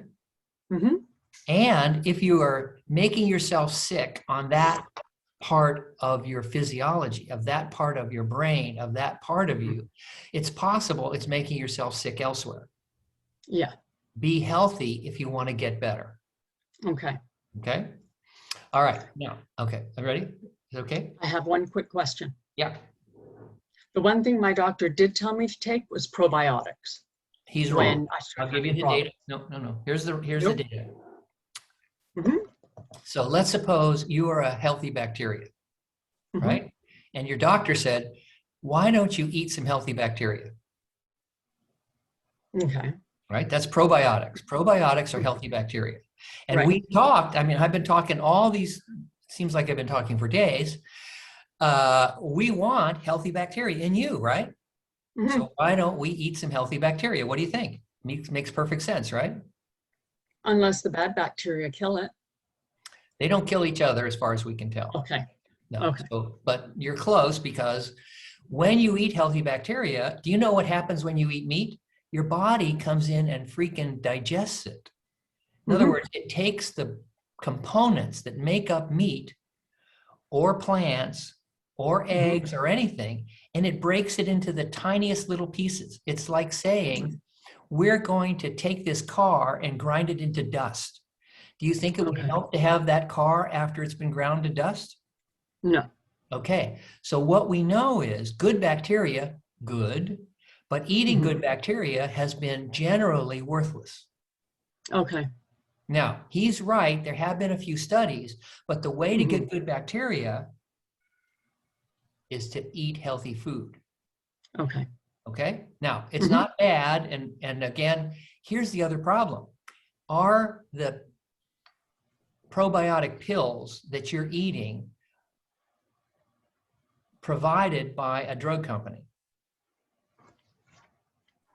I'm not You get it as a prescription. No, Okay, so do you know what's in there? lot, the whole list of things. Yeah, but do you know what the But do I relation know is? for sure what's in there? No. That's my point. If you look this up, Okay. you can Google it. They have had people who were enterprising. They went to the store, they bought probiotics, and you see what's on the label, and they look what's inside. It's got no relation. Huh. Okay. But even when you have the stuff that's in there, the research has been very sketchy to find any help.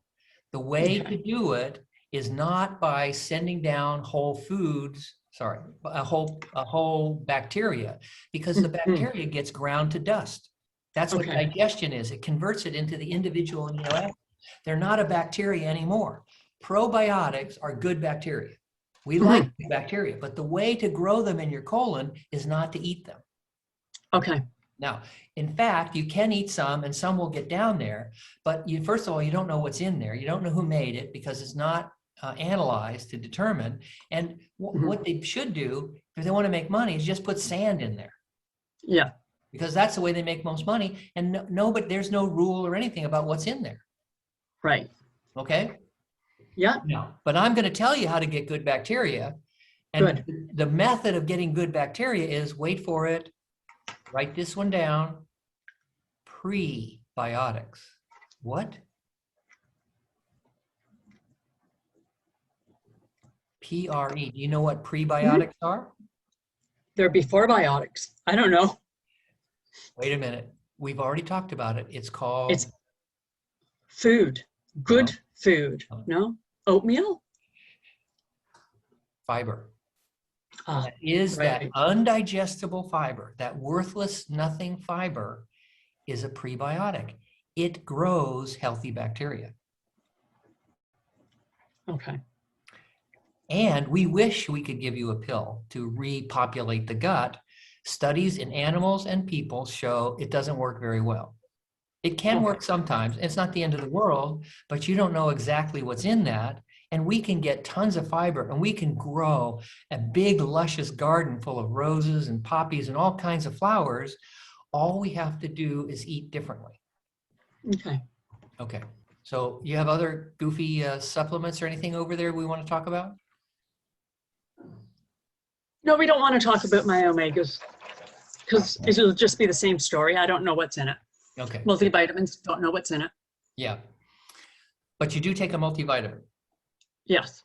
Okay. Now we don't know what's in it, but you should get your blood tested to see if all those things on there are okay. Okay. I assume that they might have, but we need to know. Hmm. Because if you've been sick for a while, you could have something low and crazy like zinc or molybdenum or something like that. So you need to Yeah. be tested for all that. And you need to talk with your doctor. Probably they've already done this, but just in case. Yeah. Okay. Okay. All right. So now we're done with all of that. Okay. Hmm. Um, Another thing for you to get better and grow healthy bacteria is sleeping normally and healthy. So how is your sleep? Um, I sleep for 8.5, 9 hours a night, and I wake up exhausted. Okay, so here is a book. We're not going to talk about it today, but there is Mhm. a very famous researcher. His name is Matthew Walker. He has a book called Why We Sleep. Why we sleep? Yeah. And Hmm. remember, some of the medicines you talked about can interfere Hmm. with sleep. So Right. that can interfere with your health and interfere with your gut and ultimately have to have surgery if we don't get Hmm. this fixed. So the reason we want to have you understand more about sleep, and I'm not going to talk about it, there's an hour-long talk on sleep, but we don't have enough time for that now. But Yeah. the book is available on Amazon, but Hmm. none of my patients have ever taken me up and actually bought it and read it. That's okay. It's also available on Audible, so you could just listen to it, but none of my patients have ever gotten it and listened to it. But it's available for free on YouTube. The 8-hour book is available. Nobody that I know of has ever listened to me and da-da. But there is a 1-hour summary of Hmm. his talk before the people at Google. And it's a wonderful talk and will teach you how important your sleep is. And the drugs you're taking can interfere with sleep. And so they might be things to bring up with your doctor who prescribes those drugs. I would Okay. like him to consider cutting back or doing every other day to get better sleep because it will be hard to fix your gut if we don't have healthy sleep. As I Right. said, almost nobody has done anything about that. If you won't listen to the 1-hour Google Talk, there is a 20-minute TED Talk. Okay. All right. And he brings up discussions about coffee, caffeine, when to eat, and things like that. Mm-hmm. Okay? All right. So I'm not going to talk any more about that, but it's super important and it's related to some of your medications and might help us get you better. Okay? Right. Okay, next is you're not eating correctly for your MGB. So I use an analogy, and the analogy is somebody goes to buy a car. They buy a nice Mercedes, top-notch car, and they bring it back over a couple of days later, and they say there's something wrong with the car. And the salesman says, "What could be wrong? I'm so sorry. What's wrong?" He says, "What keeps crashing?" He said, "Well, I don't know. I mean, this is a Mercedes. Usually it doesn't happen, and let's take it out for a ride." And usually as a male chauvinist, I say it's a woman bringing the car back, but now I've been educated by patients who yell at me and say, "Why is it a woman?" So it's a guy in this case. The guy takes it out with the dealer representative, the salesman, and he's driving it backwards. He says, "Oh, the car is fine. You're driving it backwards." Okay, so part of your problem is you don't know how to drive the MGB. The MGB is designed to eat 6 small meals a day. Okay. So what you're doing now is hurting us. We can't repopulate the gut until you learn to eat better. So I'm going to give you a suggestion, and you don't have to do this, but roughly what we suggest is that you should eat at 8, 10, 12, 3, 6, and 8. Okay. Okay. Now, we want you to do that for a variety of reasons. And I'm going to not explain the details of why you sometimes choose bad food choices when you know intellectually you shouldn't. That's very common. It's related to the amygdala and the brain and the dopaminergic pathways, which I'm not going to talk about now because we have so much else to go through. But in short, when you eat 6 small meals, it's going to be easier for you to modify your diet and eat healthy to get you better. If you delay eating until you have a bigger meal, your ability to control and make good decisions is impaired. Okay, so it's like drinking alcohol and driving. You're less likely to see the stoplight, to obey the speed limit, because your brain has been messed up, because there's not really one brain inside of you, there's 2. And the primitive brain that's addicted to sugar and salt and potato chips and candy bars and those milky drinks that you can have instead of an apple and stuff like that, they are going to torpedo our goal of avoiding a surgery. Okay, so in doing 6 meals a day, I don't want you to just say, "I'm going to do 6 meals a day," because you won't do 6 meals a day because you get busy with other things. So you need to set an alarm on your phone. Yeah. Okay. You don't have to use those hours, but you need to have an alarm, and the alarm needs to go off 15 to 30 minutes before the time, because you want to say, "Oh, I need to go and get ready." And also, we need to plan this assault. You and I use a very hackneyed analogy, are going to war. We're going to battle to save your life.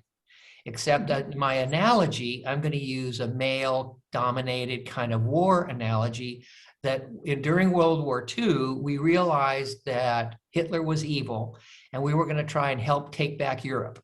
Okay? So you and I are planning an assault on Normandy Beach. Lots of people will die. It's a really tough battle. And in my analogy, I'm the fat general. I don't have to take any risk. I'm sending you ashore, but you're the raw recruit. And during training, I keep seeing you shooting yourself in the foot. Okay? We're not going to succeed. I want you to succeed. I do no work. I just tell you what to do. You have to do work, but I'm knowledgeable enough to say, "Don't point the gun at your foot." Now, one of the things of planning for this assault is we have to plan. One of them is now we're going to organize our day to have 6 small meals. Now we're going to give you about 6 things that you can have during those 6 meals. To have those things, we want to avoid the fact where you're on Normandy Beach, you're getting attacked by the German resistance with the Panzer tanks and whatever else in my silly analogy. You're getting killed out there because you don't have any bullets in your gun. In our case, our analogy is we want food ready at hand So when your alarm goes off, you have 30 seconds from getting out to the refrigerator or opening the cupboard and having something to eat. To do that, we have to understand what we want to eat for the coming week. We have to go purchase it and plan with a grocery list. And then we have to cook on Sunday night, so we've got everything ready. Right. You see where we're going? Yeah.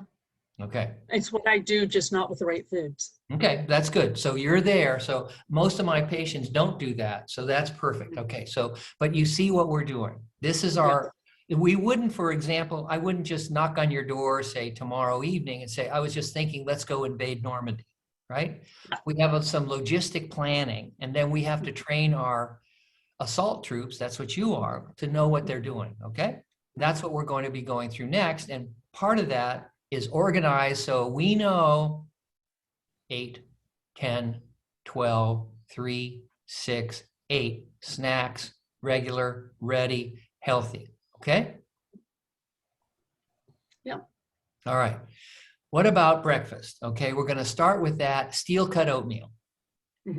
Okay, going to microwave it. And when we eat it, it's going to make the rest of the day and our battle easier. Because when we eat that fiber, the fiber takes time to get down there. It grows the healthy bacteria, but it also releases those hormones into the body. So you will tend to have less hunger later in the afternoon, later in the evening, and even tomorrow, the next day. Those hunger hormones are what cause the amygdala, that's the primitive snake brain that's left inside of you, to get up and say, go get me some chips. Go get me a candy bar. Go get me a Coke. Go get me a Sprite, okay? We don't want him up and running around because he is the clumsy, untrained soldier. He will get us all killed on the beach. What we want is intelligent people who work together, because we're trying to fight a battle here. We were fighting a battle for your life, okay? All right, so when we eat oatmeal, we start to win. We start to take back the beach. Now we get up on top of the beach, and now we start to go inland, and we start to win that battle, okay? Oatmeal, as stupid, as foolish, as cheap, as nothing to it. You put half a couple of tablespoons in the bottom of a cup, you add water, microwave it, and you have begun the battle, okay? Now, a lot of people complain. They say, oh, I don't think that tastes very good. And I say, well, do you want to die? That's a little harsh and kind of male and silly. I said, just a minute. But so I make an analogy. I said, you're far out at sea. You're swimming. You're in the ocean. It's cold water, okay? The Titanic has gone down. And I come up to save you, and I'm in a red boat. And you go, I was kind of hoping for a blue boat. You say, look. Okay, so in this case, though, can you imagine anything we could put on that oatmeal to make it a little bit tastier, that's healthy? Honey. No, no, no, no. Honey's not healthy, right from the bee. No. I'm hanging up. Blueberries. I have some frozen blueberries. All right, okay. That's healthy, okay? That's healthy. Okay, it's also filled with what? The answer to every question from now on is always going to be fiber. So blueberries are filled with fiber. Exactly, okay? So that's helping us in our battle. Not only that, it's also filled with polyphenols, which are other chemicals which decrease inflammation and irritation and may help with emotional stress, things like that. So it's got all these benefits, okay? So it doesn't have to be blueberries. It could be cut up peaches, bananas, apples, anything like that, strawberries, anything, right? Now that doesn't look quite so bad, okay? What about what to drink? H2O. Water is okay. Herbal teas. Herbal teas or green teas. Be careful what herbs are actually in there. The one that I tend to like is you can make hibiscus tea. You go and actually find a bag of dried hibiscus. It's usually in the Hispanic section of the grocery store. And it takes, again, about a minute or two, and it's very tasty. Okay. If you could, if you would. Sugar. Oh, no sugar and no artificial sweeteners, nothing like that, okay? If you want to, you could try occasionally to have the green tea without caffeine. It doesn't have much, but it'd be better without the caffeine. Oh, the green teas I have no caffeine. Okay, just checking. All right. Okay, so that's breakfast. That's one choice. We're going to give you a bunch of other choices during the rest of the day, okay? Okay. All right. Now that oatmeal could be repeated. So if you get in a bind and you just don't have anything else here, you could have it more often. Most people just during the day, but it works wonderfully. It has a little bit of protein, plenty of protein for what you'll need, but it has the fiber and it has carbohydrate and has other features in it that make it very healthy, but particularly the fiber for growing the healthy bacteria and allow them to begin to repopulate the gut. Okay. The next food group is going to be fruit in general. Okay. So what we like to say is whatever happens, like if you get to the evening and you say, I hate Dr. Rutledge, I hate the MGB, I hate everything about this diet I hate everything, I want to have a hamburger. Okay. Then what we say is fall down 7 times, get up 8. Okay. It's okay to have a hamburger. Don't criticize yourself. Don't be angry or anything. Say, I'm going to have a hamburger. But what we say is before you have the hamburger, say this 3 letters, AOB. You know you're going down. Okay. You've been shot. You know you're going down, but you're trying to help out the guys coming behind you. Okay. This is a battle to save the people of Europe. Okay. You're shot. We're going to have pizza. I've got to have this. The kids, whatever, I've got to have it. I want to have it. I'm going to say, I'm going down. I'm shot. AOB. Before you do that, if you can, apple or an orange or a banana.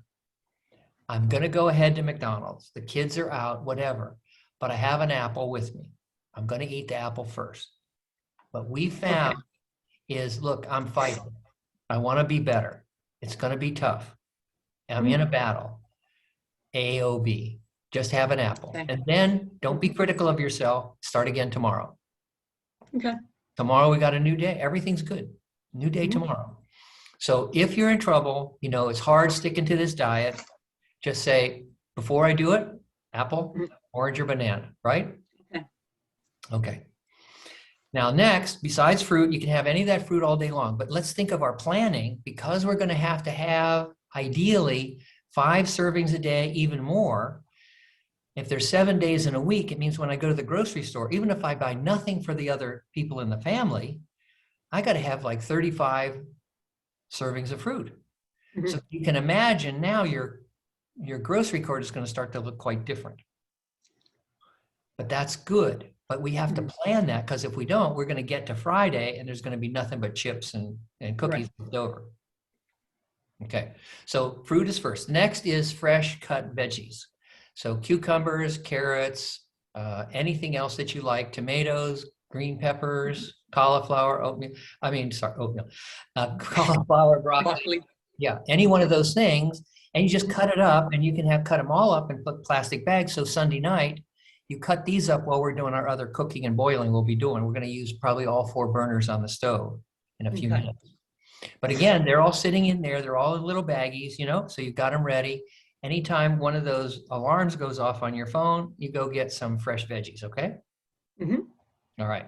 Next is anytime you cook dinner or lunch for the family, whatever you're going to have as far as on the side, as far as veggies, just double it or triple it and throw it in the fridge, because that means the spinach you had last night or whatever else you had, you've got it extra, and you just pop it out, microwave it, and you're ready to have some Brussels sprouts for lunch, or Brussels sprouts at 3. Well, Brussels sprouts are good for you. I don't care if I'll have spinach, but I won't have Brussels sprouts. You want to get better? Yes, sir. All right. Have one. Again, your taste for a lot of things we hope will change. And so when I use the boat analogy again, and I apologize, but don't throw away Brussels sprouts. We need If I was starving, I would eat the Brussels sprouts, I promise. Exactly. And so if you'll consider it, I would appreciate it. Okay. All right. So then now you got veggies. Now you got fresh cut up veggies that are uncooked, and you've got fruit, and you've got oatmeal, right? Okay. Next is beans. Now beans, it turns out, have a lot of protein in it, but it has protein that doesn't include methionine very much or branched chain amino acids. So remember, that's better for your gut, and they're packed full of fiber, which, for example, chicken and meat, beef and eggs and dairy doesn't have. And remember why we like fiber. It tends to build the healthy bacteria. Okay, so on that Sunday evening, after we purchase the beans on Saturday, we make a pot of whatever beans you want. So it could be chickpeas, black beans, navy beans, red beans, anything you want, but now you have a pot of beans. So that means any one of those meals during the day, you make half a cup of beans, microwave it, and then add whatever spices and things like that you want to it. Now you have a cup of beans. Okay. Again, quick and easy, all made up on Sunday night, and also dirt cheap. It's a lot cheaper to buy a bag of beans than it is to buy the meat or chicken. Okay. All right. So the next thing is we'd like you to make vegetable soup. Okay. Now you can Google it and get a million things. We don't want you to buy Campbell's. We don't want chicken broth in it. It's basically water, vegetables, plus or minus beans, and spices. Love spices, a little bit less salt. But okay. My mother-in-law has an excellent recipe for soup that's got cabbage and tomato in it that's delicious. Exactly. So you try that, but also remember how you're getting tired of these other things. So make several kinds of soup. This week it's this cabbage tomato, and next week it's 100% tomato soup, or next week it's broccoli and cauliflower. Next week it's what's your favorite? Brussels sprouts. Okay. Yeah. I'm sorry. I apologize. I'm sorry. I'm being mean. I have spinach in my garden, but not Brussels sprouts. That's okay. Then spinach in your garden is great. And so, but again, what we're thinking is when you Google it, can you imagine all the different kinds and mixes and flavors? Sure, exactly. And all those different things. But again, each week on Sunday, you make a pot, and then that pot you use up for the week, a cup here, a cup there. And the research shows if you have, say, let's again, suppose you're in trouble and you say, look, the kids are demanding pizza, so we're going to get pizza tonight, okay? You say, all right, fine. And I know I'll probably eat a couple pieces, or I'll eat one piece or something like that. Then I will have beforehand a cup of soup. Again, so because that way we make things easier. Yeah. And some people have trouble doing these things because it's a radical change from their usual diet. So that's okay. Give in, give yourself a holiday. It's okay to retreat because we are still going forward and we don't want to end up in surgery if we can avoid it. Okay. Right. All right. So besides that, we're going to give you some portable things. Okay. Portable things would be nuts. Not salted, but peanuts are great. They're dirt cheap again. They're very filling. They have the healthy fats in them, like the omegas. And but so walnuts, almonds, all kinds of things. You brought up almond milk. Remember, almonds don't look like milk. You can convert anything into anything these days. You could probably convert rubber tires into milk. We don't want that milk. So almonds are great. If you have a taste for almonds, we love that. We encourage it, but not candied, salted, not trail mix. Well, trail no. mix. Yeah, okay. Pecans are okay too? Love them. Pecans are great. All of those have different things. There's an unbelievable walnut study. They gave people 5 walnuts a day, and they cut their cholesterol and decreased their rate of heart attack in Spain. So all of the nuts are healthy and good choices. Okay. And also, if you're going out, I got to go shopping or something like that, you've got the nuts there. So that's one of the things we want you to throw in your handbag or your fanny pack or whatever. So instead of stopping by McDonald's because you have a craving for French fries and a milkshake, you have the nuts. And remember, what's the advantage? All answers in this are fiber. Oh, I was going to say I get to live. That too, right? But fiber is the key, right? Okay, so besides that, dried fruit are good. Now, not the sugar-coated like cranberries, because cranberries are very bitter and sour without being covered with sugar, but raisins are great. And we like the golden and as well as the regular black raisins. And we like prunes or dried plums, as they're called. And also dates are great. And dates without the powdered sugar and with the pit, because that slows you down. But again, one of the interesting things is sugar in fruit, healthy. Sugar outside of fruit, poison. So it's a Right. funny business. Okay. Okay, next is potatoes and what's called resistant starch. Resistant starch. Now, starch is a long chain of glucose molecules, Hmm. and it's chewed up in your body by a chemical protein enzyme called amylase. And Yeah. that amylase can chew up the long starch molecule, but if you cool the potato after you cooked it, the starch molecule gets tangled up and your amylase can't chew it up, so you don't get the calories, and the starch goes down to the bacteria and you grow healthy bacteria. So what we recommend is about 10 potatoes per person per week is go ahead and boil them up on Sunday night, throw them in the fridge, and then when you have a taste, when one of your alarms goes off, boom, you get a half a potato or a sweet potato and whatever. You season it with a little bit of extra virgin olive oil and a little bit of vinegar. Vinegar, you should have like 4 or 5 types. It's very healthy. It helps with weight loss. It tends to help sterilize the upper gut. And you remember, of course, you can get balsamic vinegar, apple cider vinegar, red I wine. have those. Good. All of those things great for seasoning. And then, of course, a potato with a little bit of other spices, like cayenne pepper or pepper flakes or anything you want. I'm allergic to peppers. Oh. What They kind go of in my mouth. It's like you having habanero. If I have black pepper, Okay. same sort of reaction. Okay. Spices, olive oil.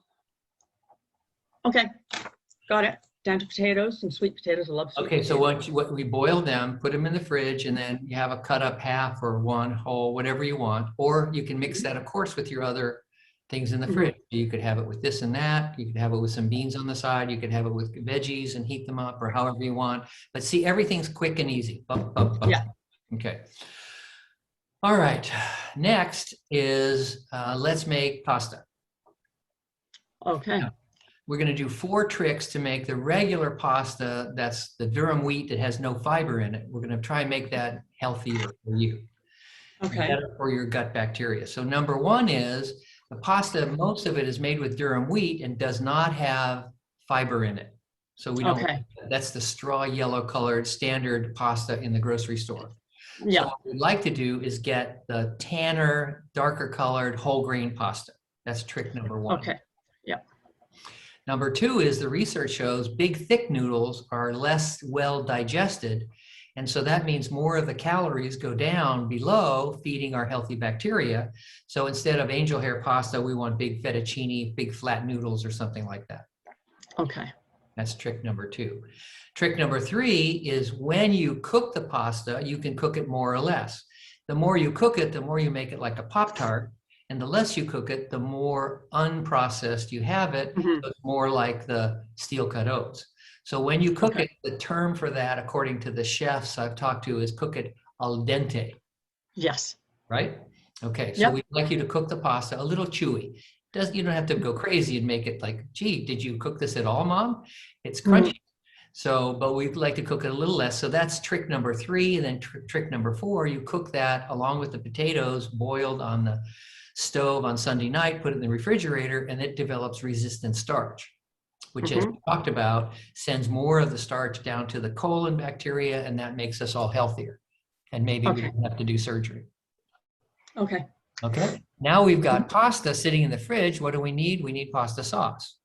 Now, I've talked to Italian chefs. They've explained to me that you get the tomatoes, you wash them, you peel them, you simmer them in the pot with the other parts of the recipe. And I said, no, no, no, no. Well, that's not what we want. And they said, what do you mean? I said, first of all, we want the skin. Why? Fiber. Right. It's always the same answer. Fiber, we want the skin. And second of all, why do we want to simmer it? I said, take the recipe, whatever you want, garlic, onions, cut up celery, anything you want, spices, whatever you want, put that in the mix, put it in the blender, count to 10.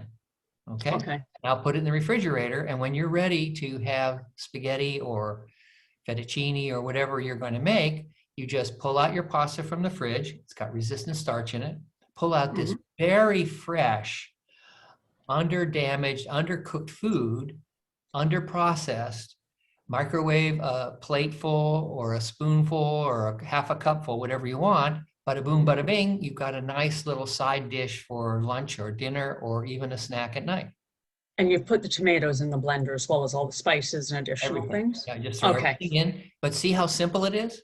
You Yep. know, in other words, and you don't have to go buy ragu sauce that's been there for a couple of years and is ready to be there for another couple of years and got all kinds of stuff in it to keep it from rotting. So you've got it fresh, you know? Okay.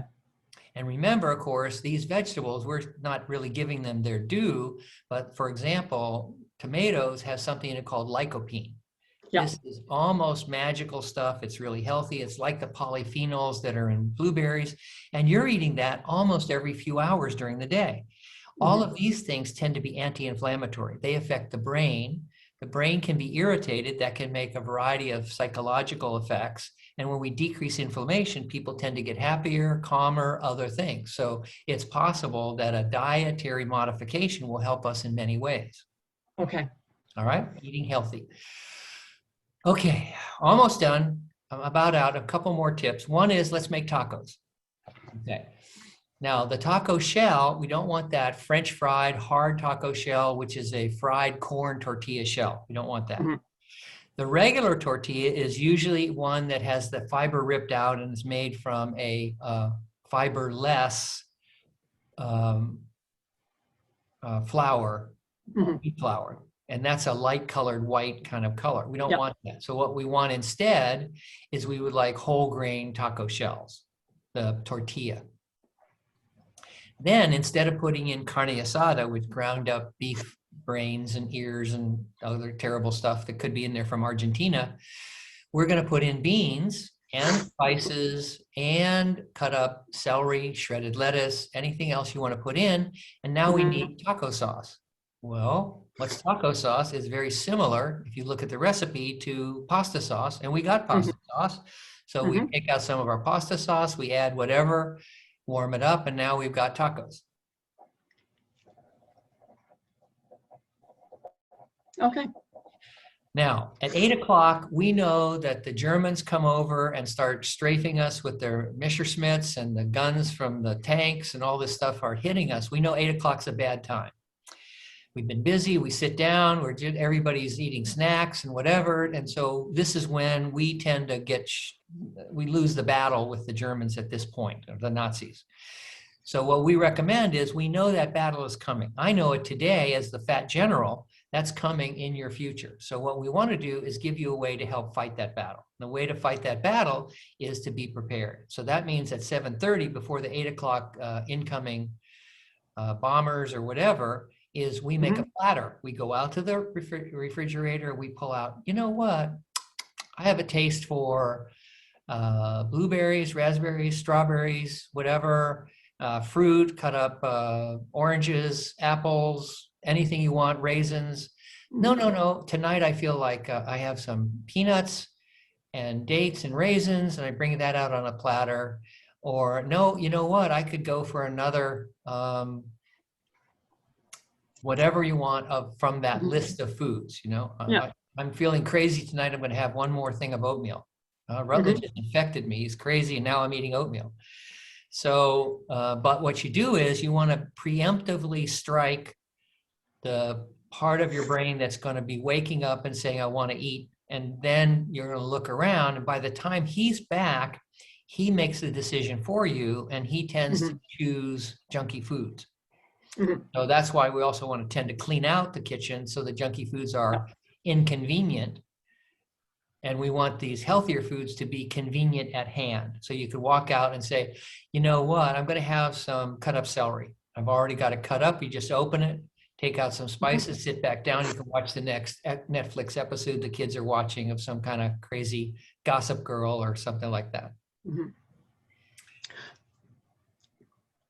What about peanut butter that you get from the bulk store where they grind the peanuts?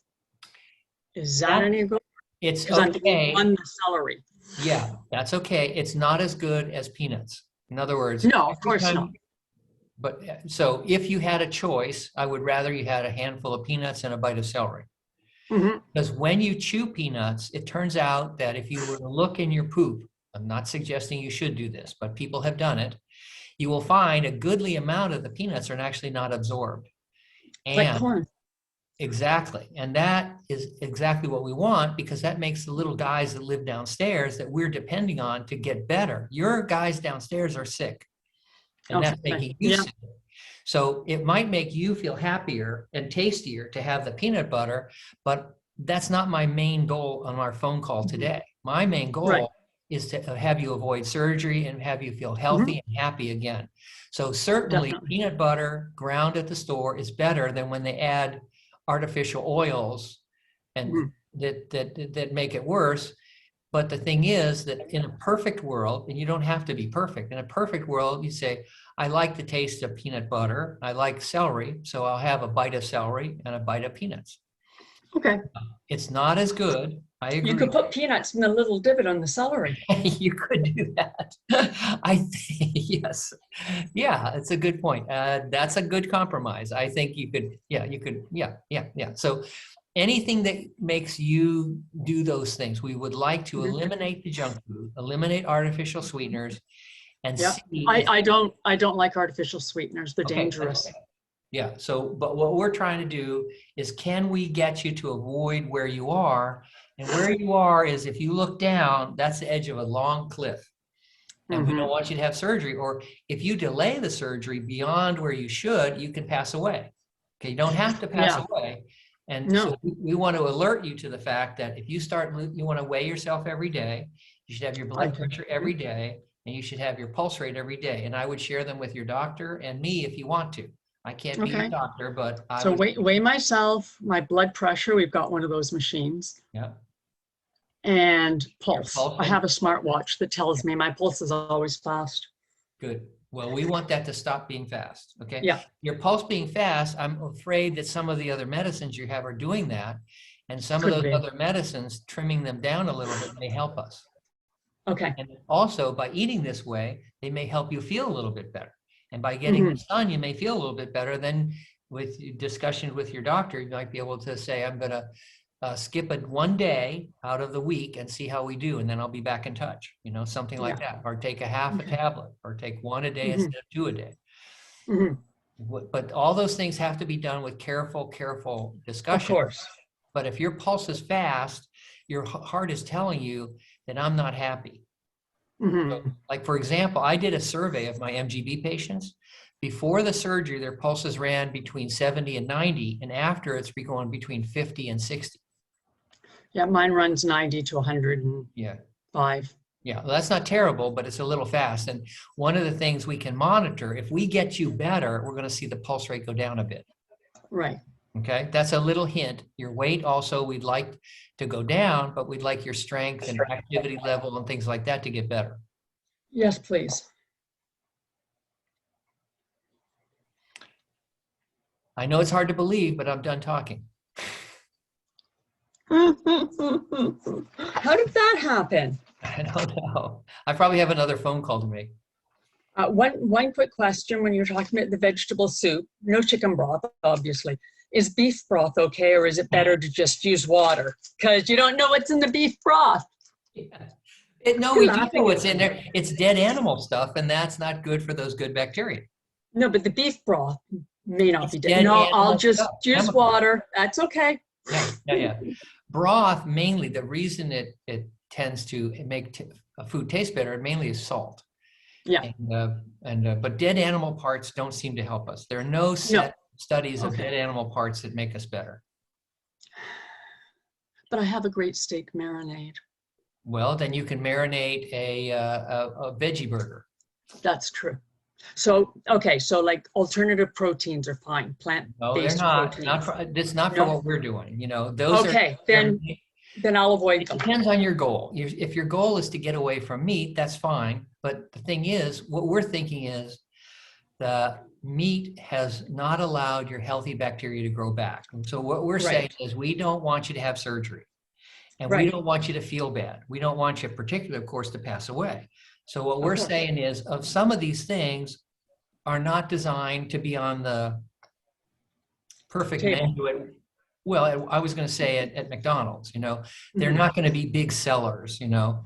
No. Here's a pack of celery with some peanuts. That's not going to fly at McDonald's. You won't find many people buying that. Like for a while, McDonald's tried to sell apple Yeah. slices. It just, Little apple bags. yeah, that didn't go anywhere. So No. the things that taste better in general are making us sick and fat and crazy and unhealthy.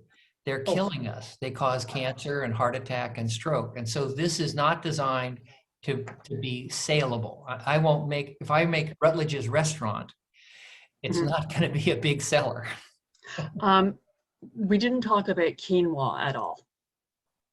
So tell me, are you for or All of against? those, yes, all of those kind of unprocessed grains are spectacular. They're all great. Okay, Yeah. good.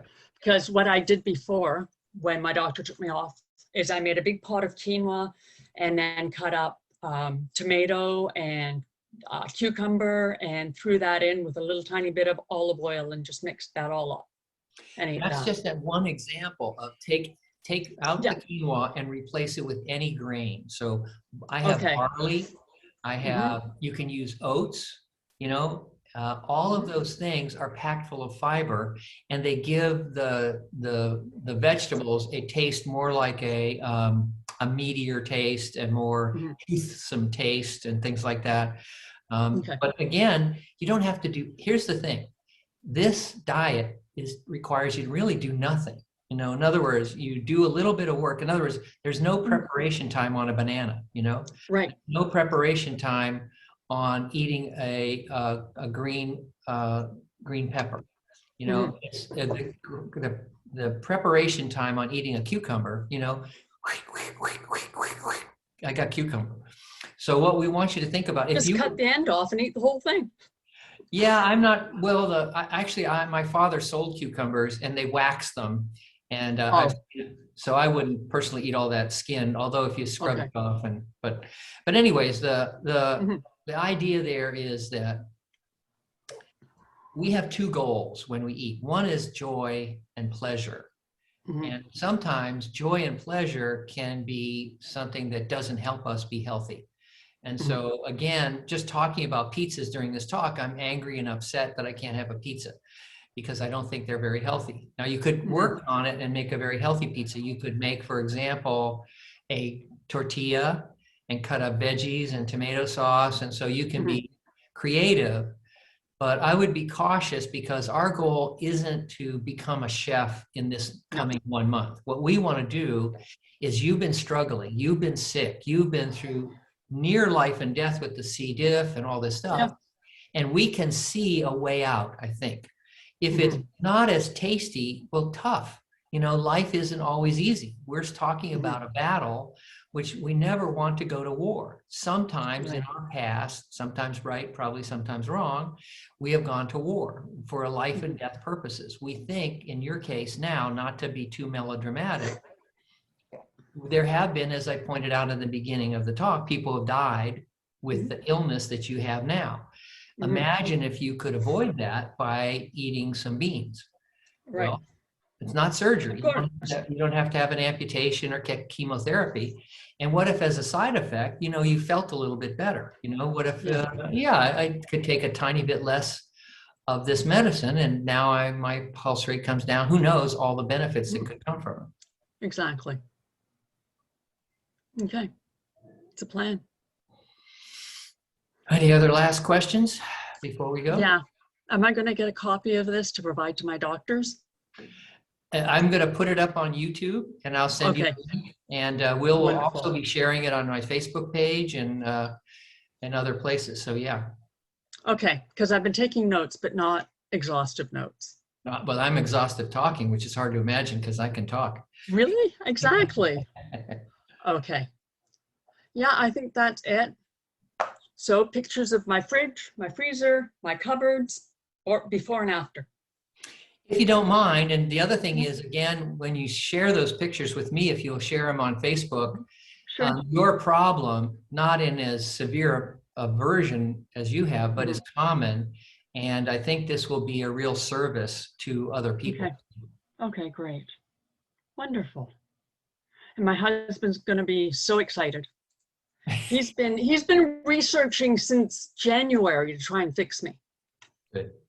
So, Well, it's not unreasonable if you have questions or if he'd like to discuss it. I've frequently had discussions with, a husband and wife or mother and Mhm. father or things like that with people who are struggling, because it is going to be a change in the household of some of the foods. And so there can Mhm. be some challenges, but like if they're committed to helping you get better, they can be more supportive. If you just come out and Exactly. say, no more peanut butter in the house, might be a little grumpy and say, wait, where's my sugar pops, or where's Mhm. my, Where are my Pop-Tarts, Mom? yeah, exactly. So, Okay, great. well, thank you again. And I'll go ahead and Thank you. close up the meeting.